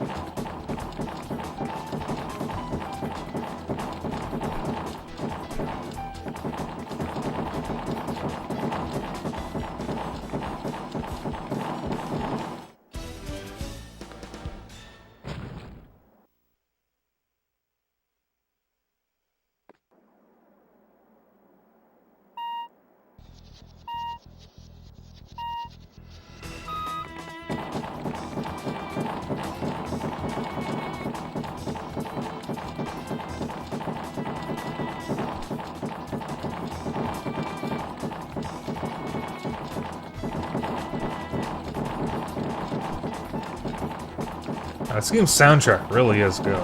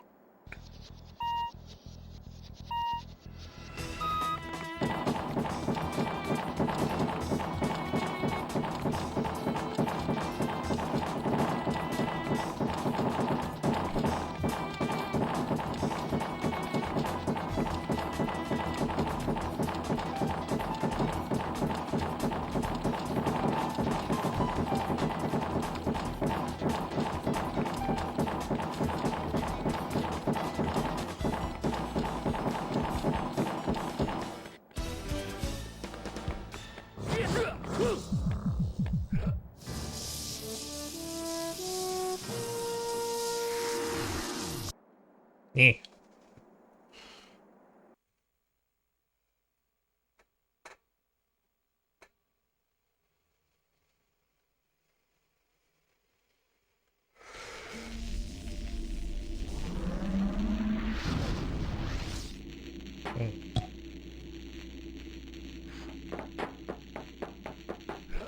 That was another yawn. But once was ancient swells, a sea to drain below. To find it down the wells, you'll find you'll have to go.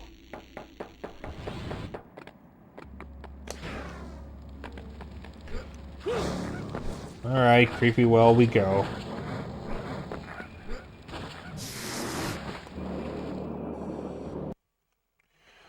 Oh boy.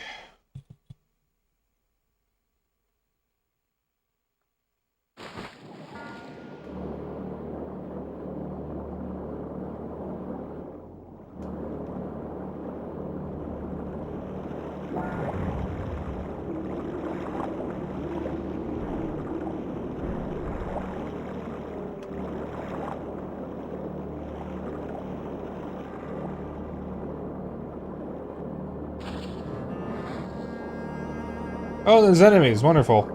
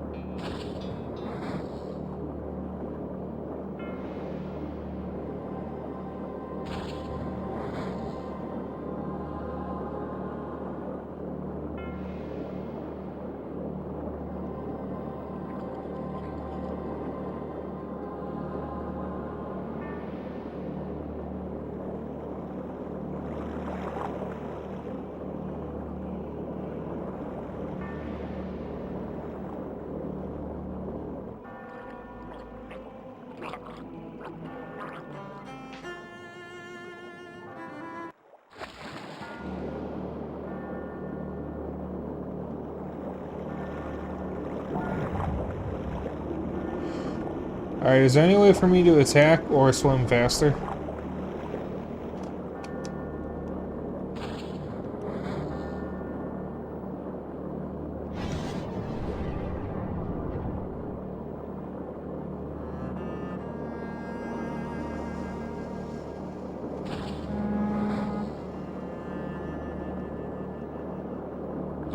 Oh, I see. I have to go into multiple wells.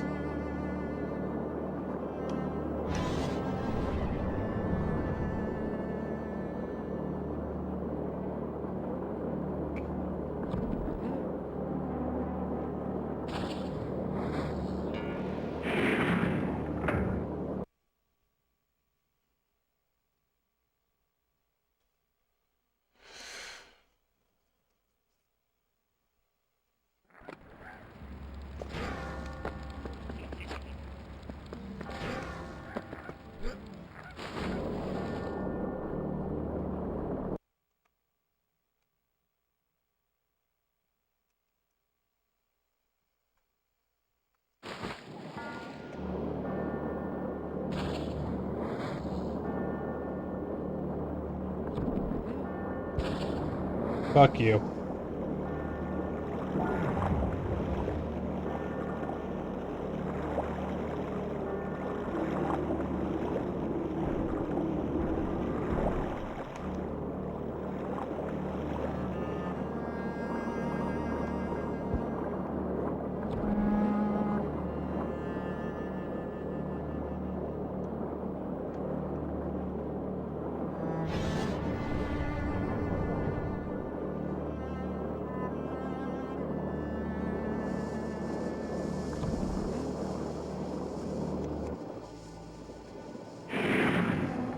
Okay.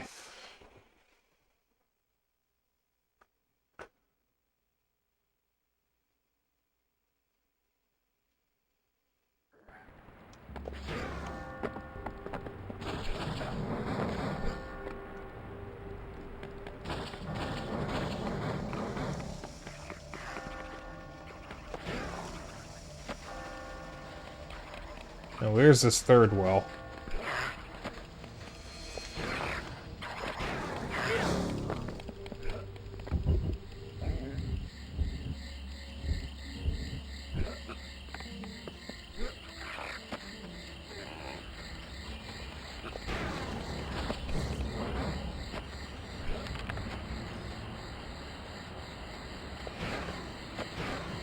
There it is.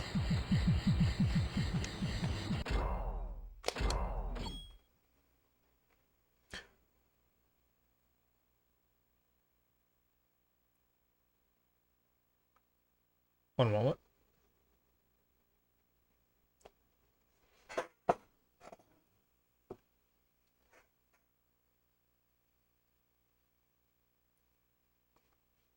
Here we go.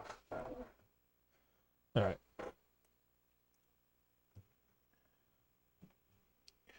I'm so scared. I can hardly hold the pen steady. We had a big celebration and then opened the rift. But on the other side, evil creatures were waiting to attack. A war has started. Father went to fight these demons that called themselves Shadow Wraiths. I saw one wraith named Yabu kill my mother and my sisters. I can't get it out of my mind. I wanted to fight this Yabu, but the wraiths have absorbed all of the energy from the rift system and grown very strong. Father locked me inside the land spire and said not to let anyone or anything inside. It didn't take long to get dark.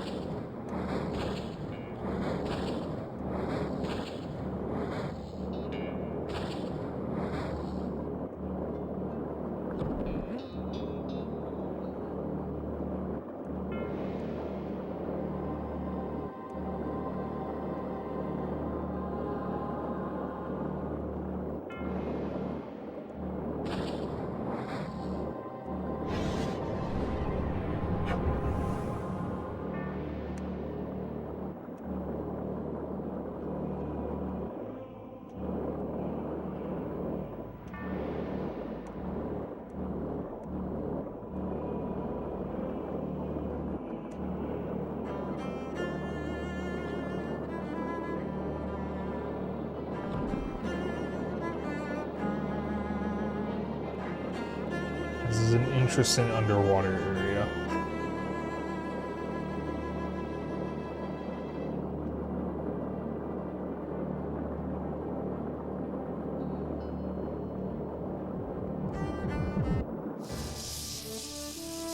So I noticed there wasn't any shark enemy in that area.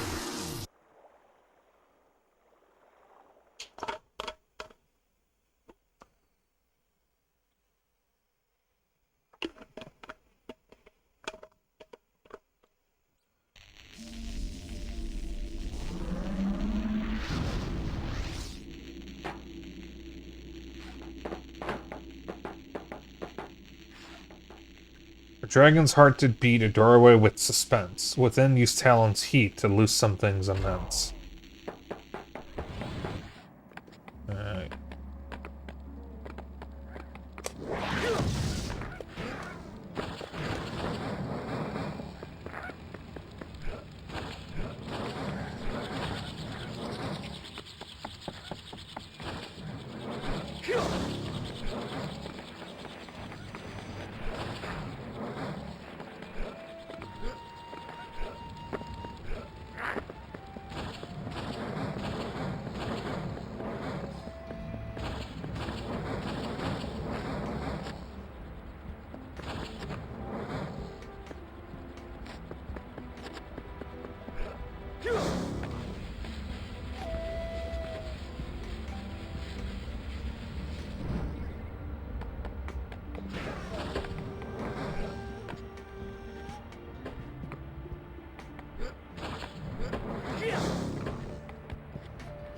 Let's see where this takes me.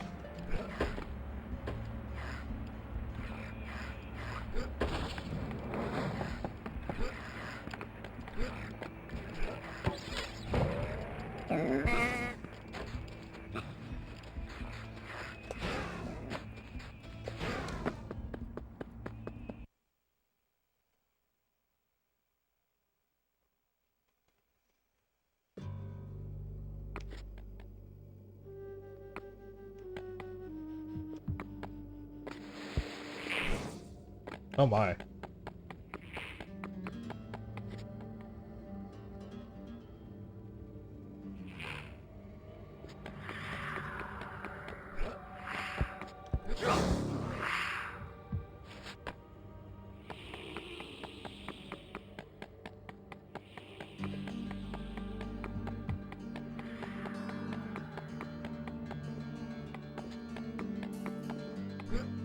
I think I got into this area as a kid and couldn't finish it because it scared me.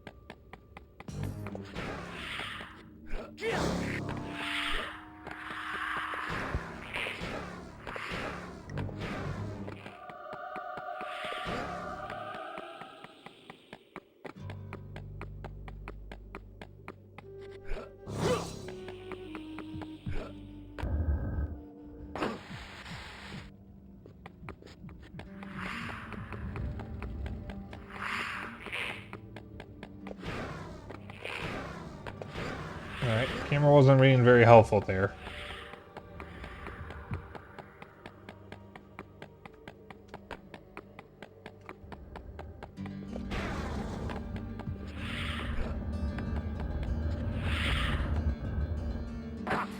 Shit.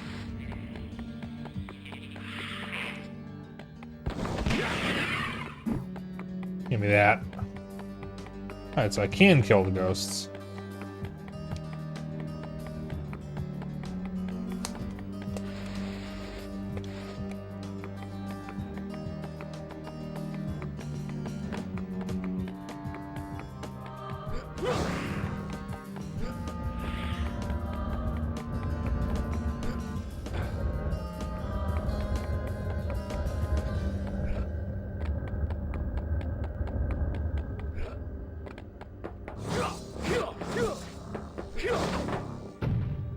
Okay.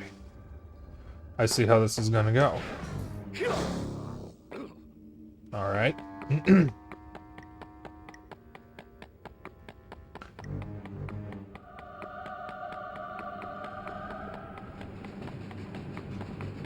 Is the camera gonna get caught on every one of those?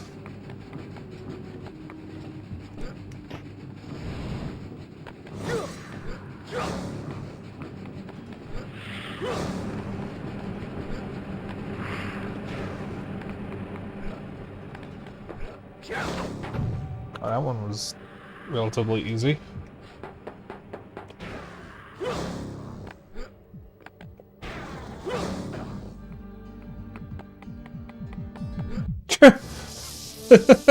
We could have just done that in the first place. That's so funny.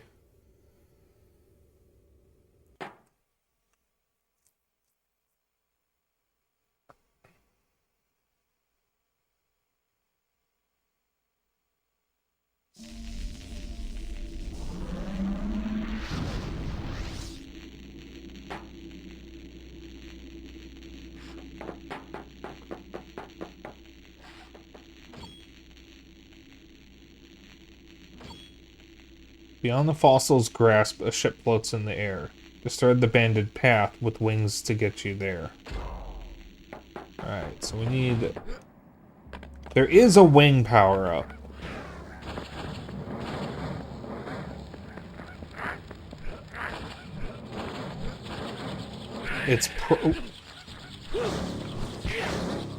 It's probably that one.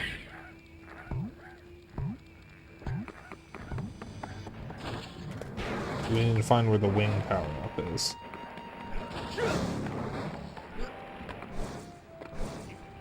That's assuming it's even in this level.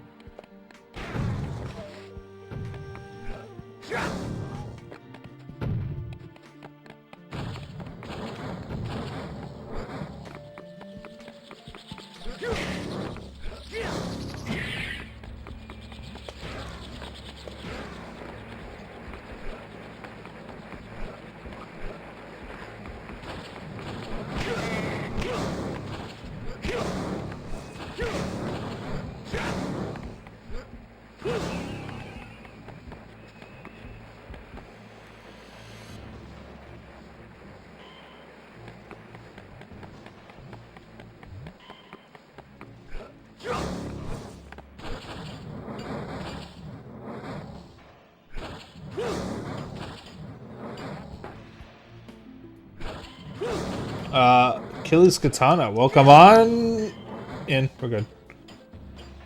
We'll see people playing this nostalgia.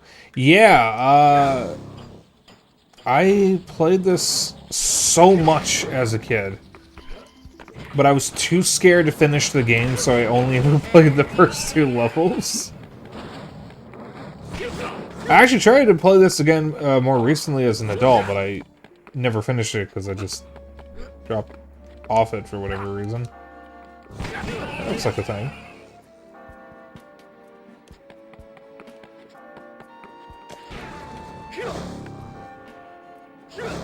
Uh-oh. Uh-oh.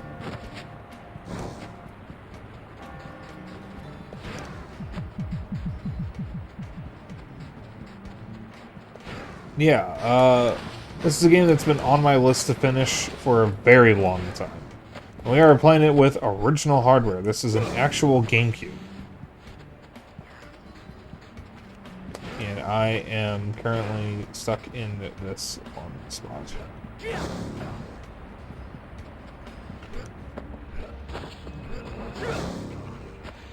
Shit.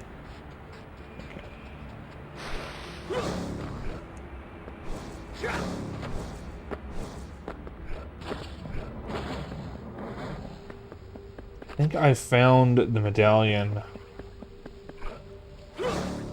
that gives us the flight power, flight suit thing.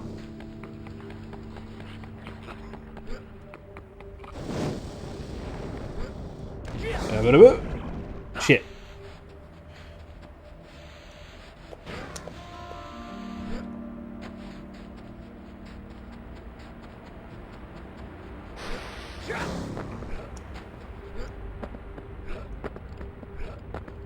You had it on PS2. Yeah, this is probably the darkest 3D platformer I've ever played.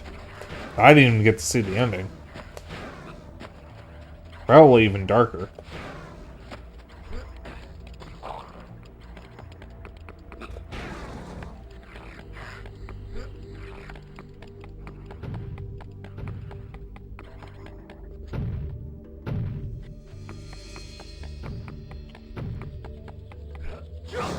Yeah, I just noticed I don't have a whole lot of health at the moment.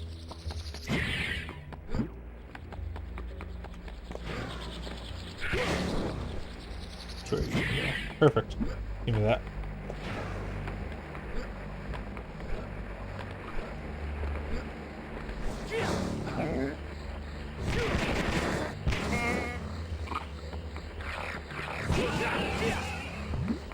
Give.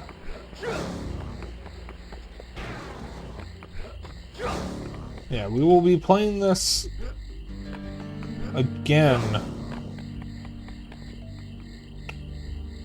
next week. And then I'll be playing it basically every Monday until I finish it.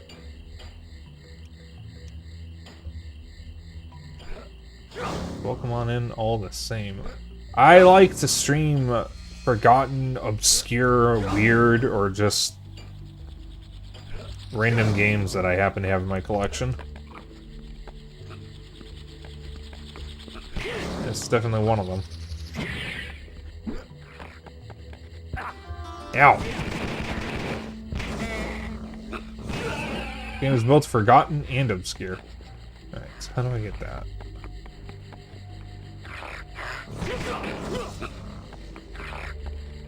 I'm sure the devs were American, but I think they retired from it. I'd like to see a remastered Polish version. Ah, are you Polish?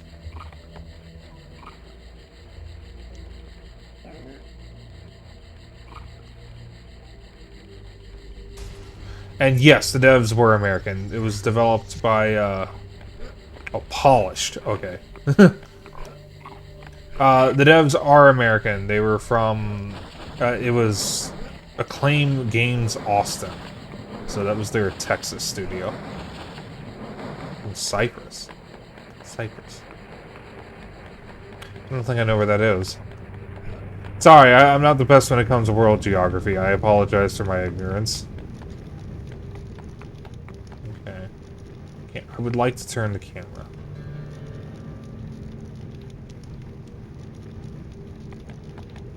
Okay, this is not where I want to be. No, camera! Fuck you! Are you American? Yes, I am from Chicago, Illinois, which is in the Midwest. Technically, it's central U.S., but it's called the Midwest. I don't know why, but that's what it is. I am from the third largest city in the country.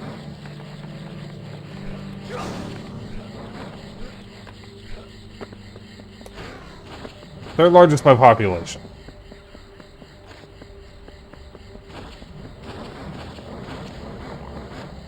I think I go over there from here.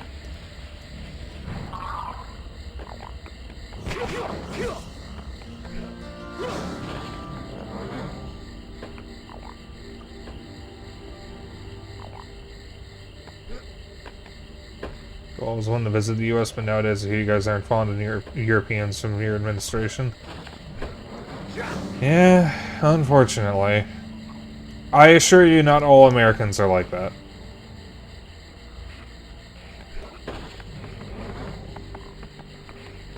We hate him as much as you guys do.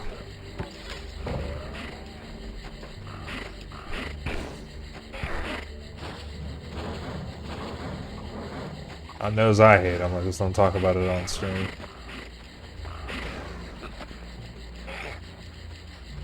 Alright, I need to get onto the dragon skeleton's back, I think. Can't quite figure out how to do that. Yeah, with the immigration stuff and people visiting the country, I'm actually worried because one of my close friends is Canadian. And he's going to be coming in around September for TwitchCon. And my original plan was to try to meet him at TwitchCon, because I haven't actually gotten to meet him in person yet. But that's probably not happening for me. He's still going to be there at least. But I got too much stuff on my plate right now to really worry about traveling on my own, since I've never actually done it before. But I've been worried about him visiting the country because he's not American, and given how the administration is going, I'm worried that they're going to like detain him or something with some fucking bullshit.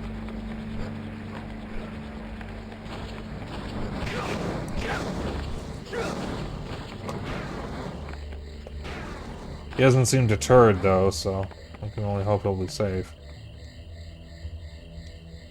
Those of you who have been here long enough, you can probably figure out who I'm talking about. Oh, there's something over there. Can I get to that from here? The answer is no. The Americans in Europe recently, you guys are super cool, but the ones over here seem to be leaving the U.S. Oh, yeah, I'm in... Canada and New Zealand were places I was looking at to immigrate to if the country gets any worse.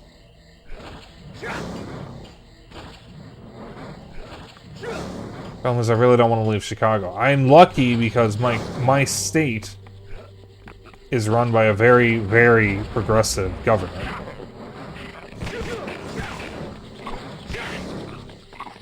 He actually just put out a statement that he will do whatever he can to protect trans people's rights, which is fucking amazing.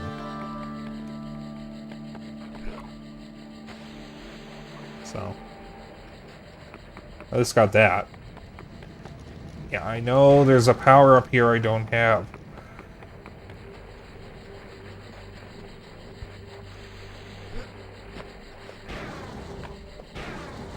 I think I found it.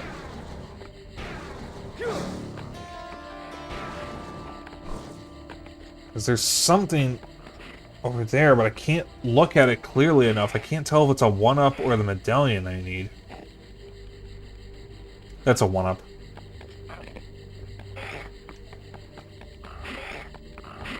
Okay. Alright, there's this pit down here as well. I thought Chicago was one of the main states. No, it's a city. It's a really big city. It used to be the center of the meatpacking industry a very long time ago.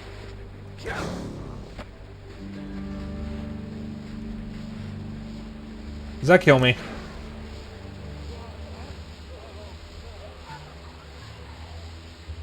The answer is yes.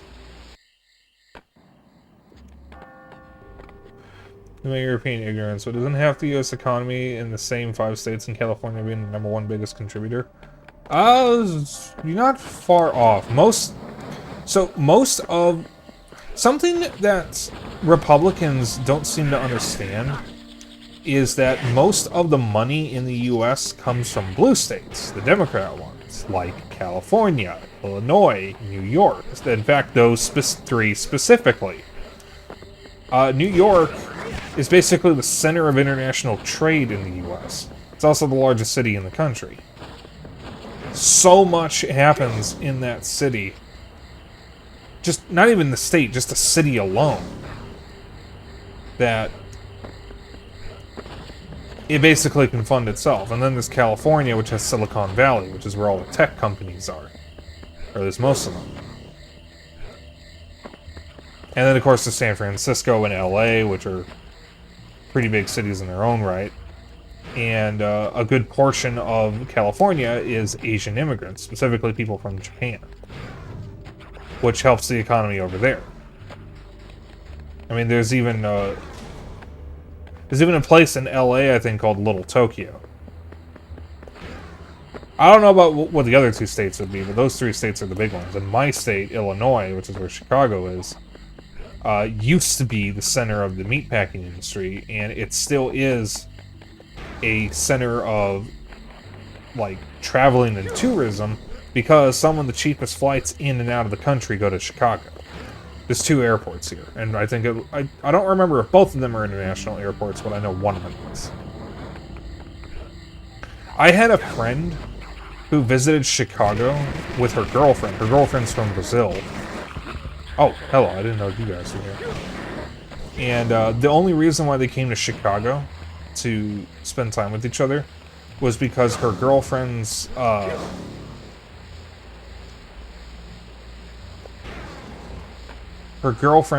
flight, the cheapest one she could get, would take her to Chicago. My friend isn't even from Chicago.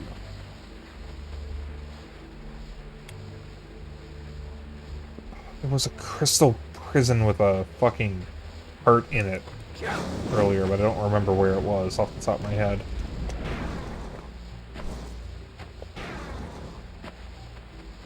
But they bring the table economically to be in the top 5.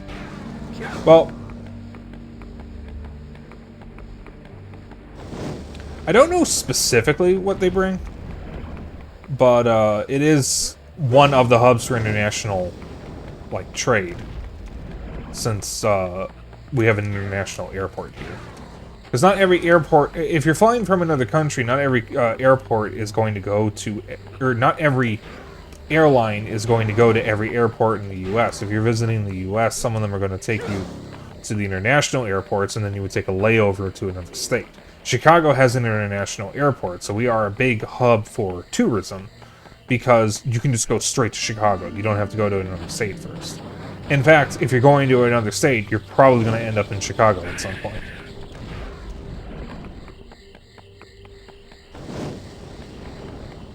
Alright. I think I saw another jar.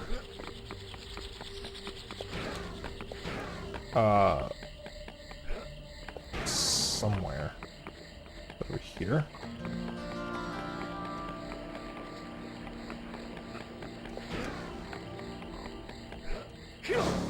Now, we used to be the big meat supplier of the U.S., but ever since Upton Sinclair's novel The Jungle and the founding of food regulations, that hasn't been the case. The area that used to be the home of the meatpacking industry over here is called the Union Stockyards, but I don't think they're still active.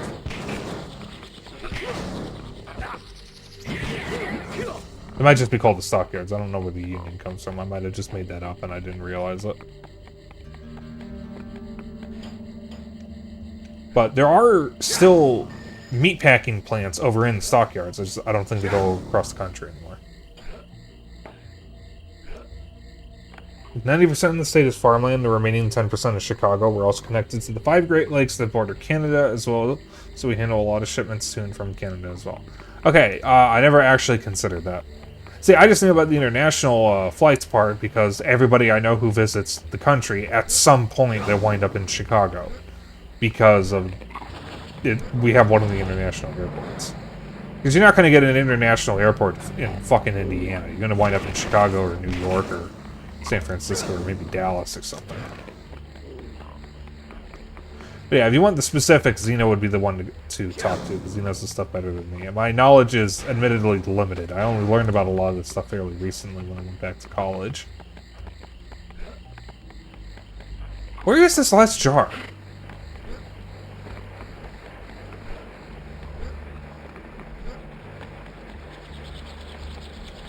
I'm ready to hop down there because I don't want to wind up right in the fucking sand pit, but I don't know where the jar is. Oh yeah, it's a sand pit down there.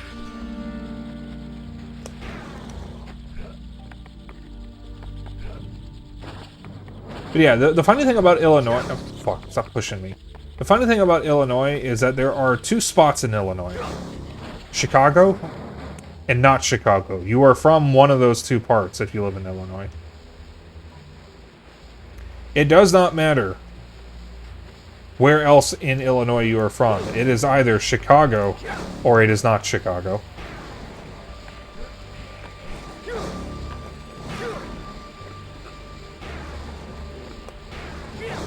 There we go. Interesting, they actually make you use that in order to get up places. Huh? What?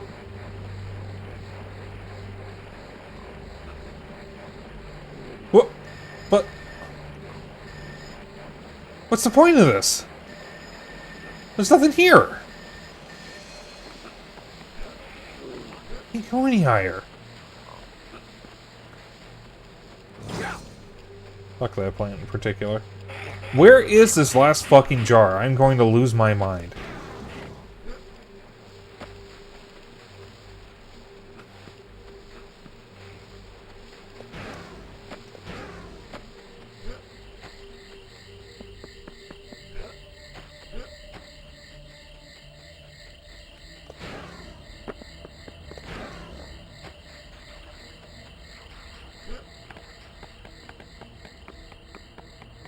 Fucking got it.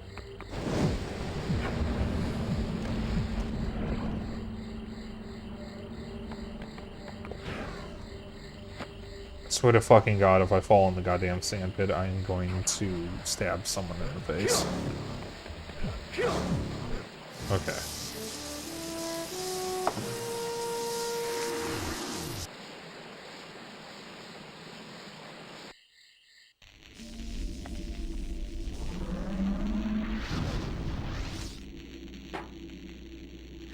Alright.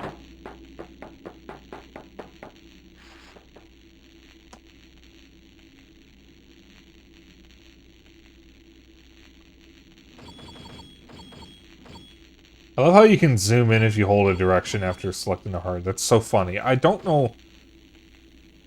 I don't know why you can do that, because it doesn't seem to serve a purpose. Beyond the fossil's grasp, a ship floats in the air. Just thread the banded path with wings that go there. I'm gonna look up something real quick. Oh! Okay, that's number 5.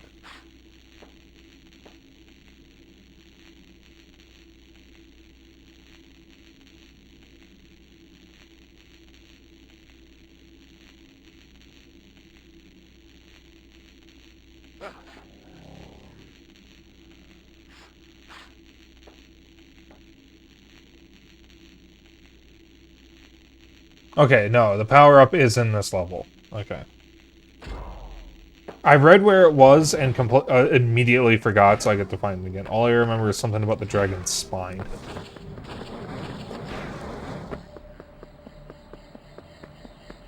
I wasn't trying to look up how to find it anyways, I was just trying to make sure that it's actually in the level. Because some 3D platformers, like one that I really want to stream at some point, Toy Story 2, actually makes you come back to previous levels in order to get power-ups from later levels. By the way, Disney kind of has been really, really hit or miss lately with their catalog, but they used to make some pretty damn good games back in the day. And one of my favorite Disney games is Toy Story 2 for N64.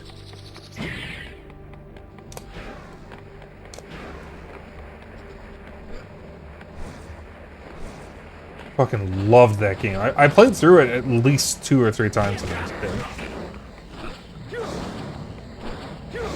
It's so good. I haven't played it in a very long time.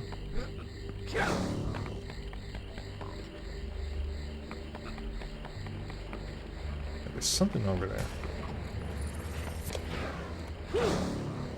Nope. Huh. I didn't take damage from that.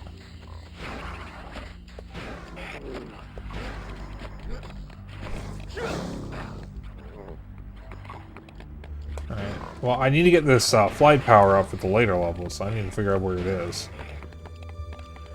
Something about the dragon's spine, though. And this is the spine. Okay, that is a really funky angle.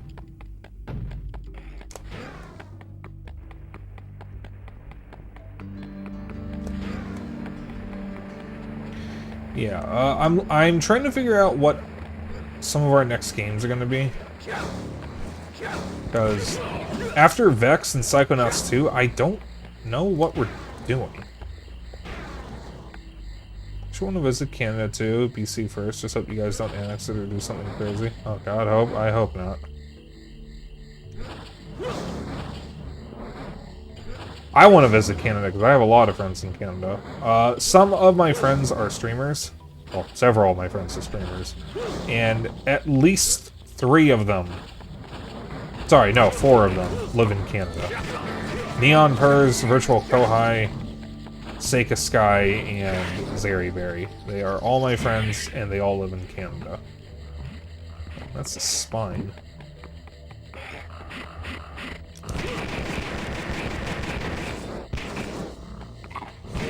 I know where all of them live except for Zeriberry. Like, I know what province they're in. I actually don't know what province Zeri is in. I've just never asked her. It actually does say, so I'm just gonna look, vertical poles and drop off its ribs on the left.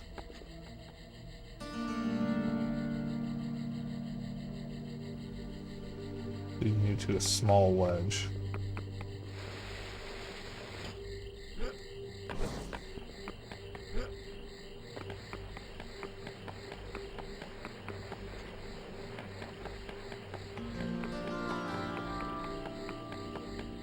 What?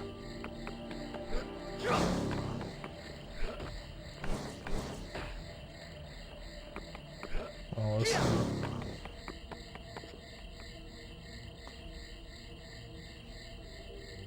Yeah, the one I want to visit the most is Kohai, since we're really close friends.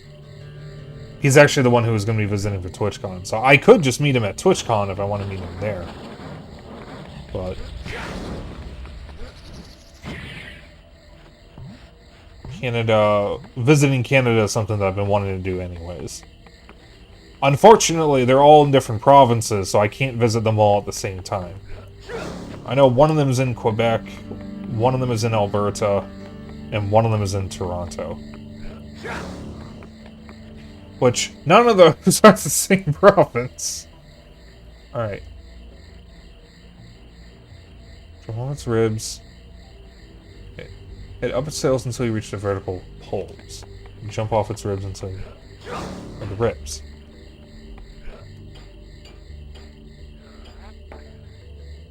Oh! Oh, I see. I see. I see. I see. I see.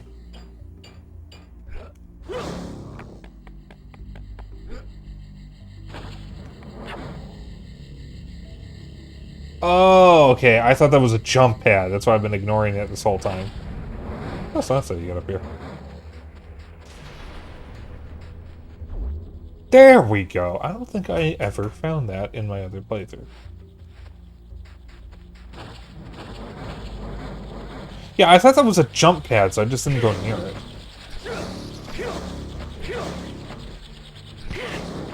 Alright. And then we've done that. Okay. Honestly, though, my main reason for visiting any country or state or province or whatever is the food. I love food. We got a lot of food unique to Chicago, but because Chicago is also such a multicultural city, we have a lot of options for food from other countries. Like, there's a lot of Mexican places here. There's a lot of Japanese places, Chinese, Korean, Indian, Mediterranean, Greek, Italian, especially Italian. French. There's actually a French restaurant downtown. Like, we got it all. I've tried so much cool food recently. Like, I got to have restaurant quality donburi for the first time a couple months ago, which is a Japanese rice bowl with beef. In that same part of downtown,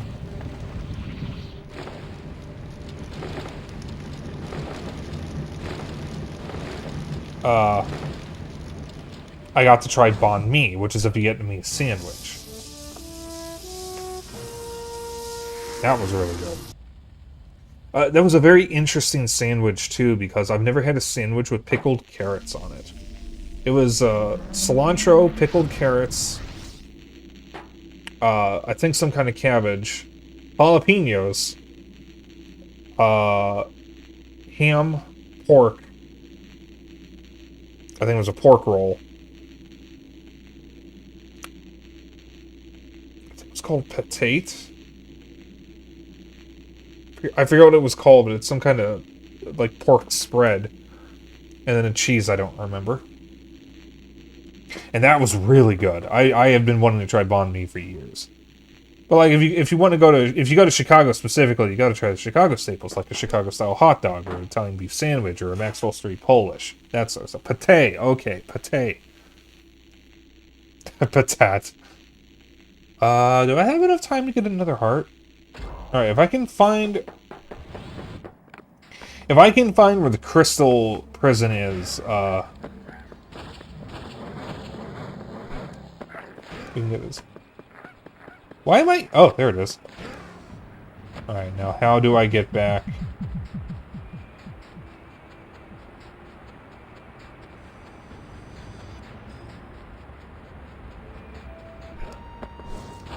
Okay. Okay.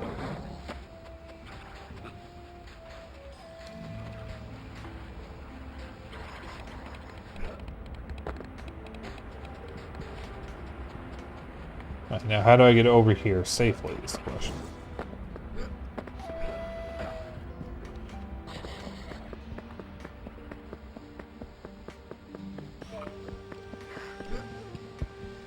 Ow. Yeah, because it's the molten power, the rock suit power up is all the way over here. And because I was turning the camera, it's now spinning. Do not go into the spinning butthole in the sand.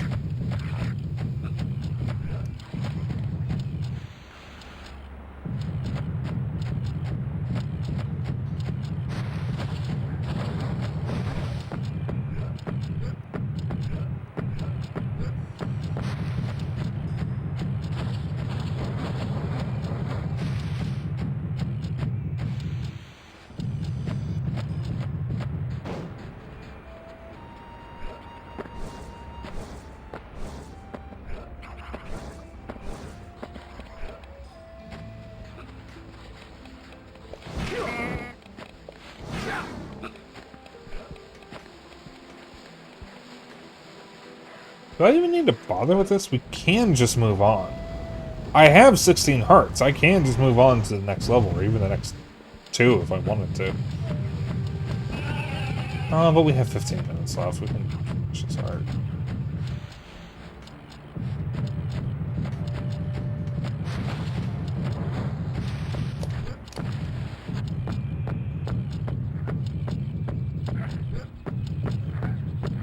Oh, there it is.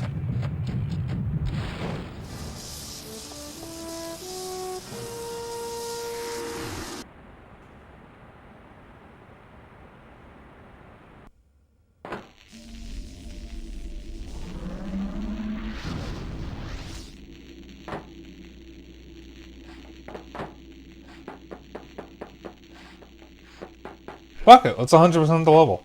Oh, we got one more.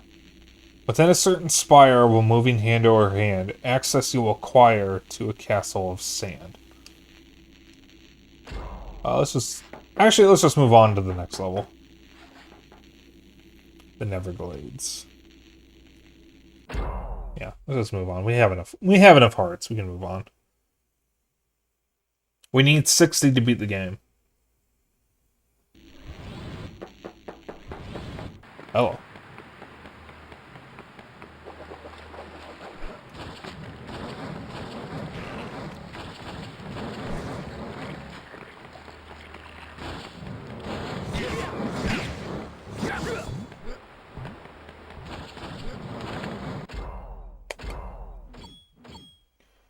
I can't sleep. All I hear are screams and cries outside. The wraiths are sucking the life force out of our world. They drain the souls from their victims and keep them in these horrible jars. I want to leave the land spire and fight with Father, but he said I'm too young, and it's more important that I keep the key staff safely away from the wraiths. I'm so scared. I can hardly hold the pen. Oh. Oops. Through the eye hole, I saw Father fighting another Astana, but it turned out to be a wraith.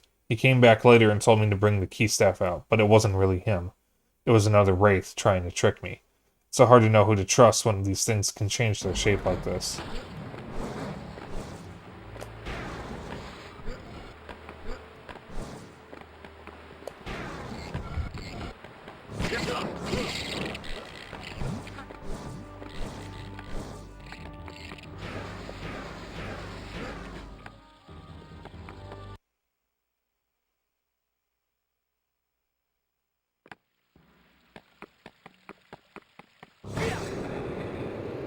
It's time to face your inner demons in a game of speed. You start to fall behind, use your fighting skills to even the score. Alright, this might be the last heart of the night. And then we'll move on. Or we'll raid out.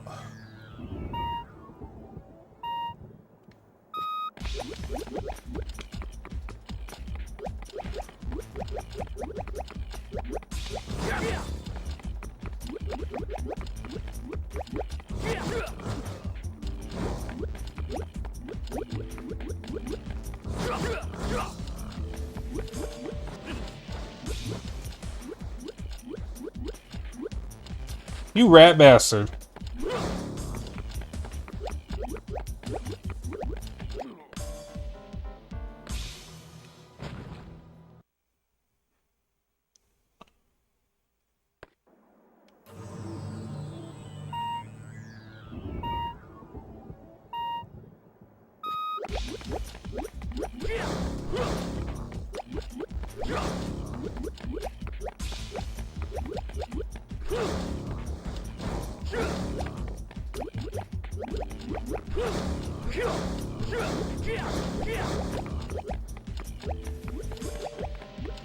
Chat, no, I toxic.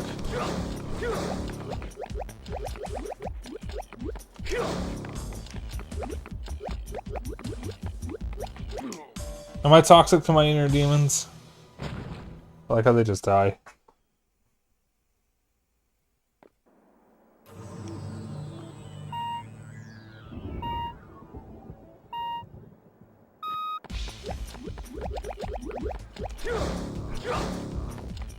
Bye.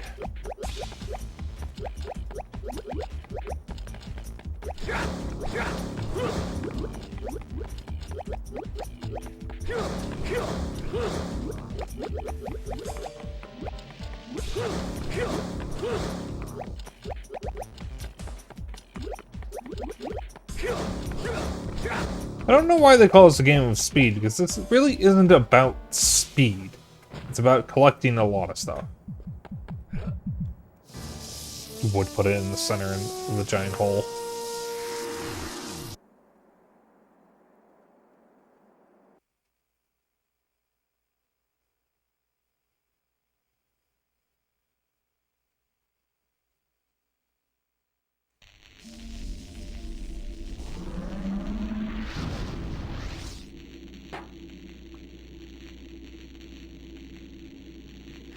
Okay.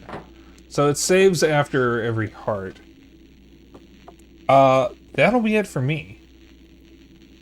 We are going to raid out now. Thank you all for tuning in. Thank you, JJ, for the raid, if you're still here. I will be back tomorrow with Donkey Kong 94, the Game Boy Donkey Kong. I'll be back Wednesday with Psychonauts, and Thursday with Vagrant Story. Who are we gonna raid? Who's even live right now? Who is live? Let's see.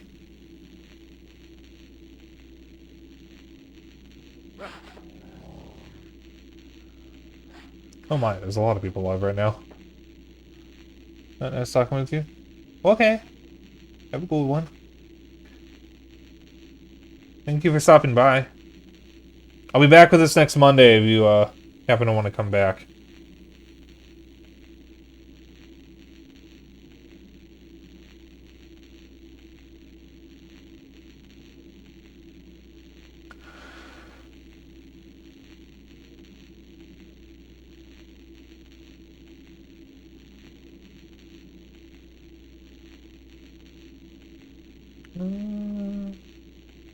Lumi, what the hell are you doing this late?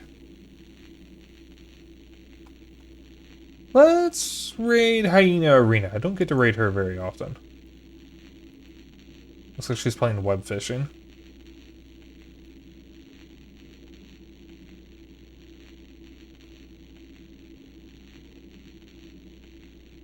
Alright. So, yeah, like I said, what we're doing for the rest of the week. If you want to hang out after stream, I have a Discord. If you want to keep up with my bullshit and other updates, I have a Blue Sky. And if you miss a stream, I have a VOD channel on YouTube. If you want to get me something nice, I have a Throne. I'll be back tomorrow.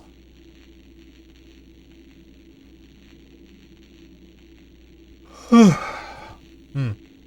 if you want to join in on the raid message is Dapper Dragon Raid.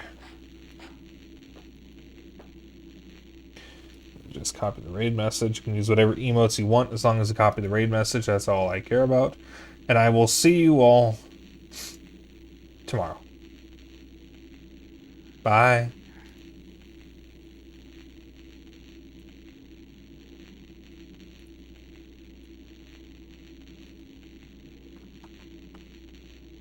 Ugh. Oh god. I gotta find food. I have that like in a bag of chips or something. So hungry. Okay, bye.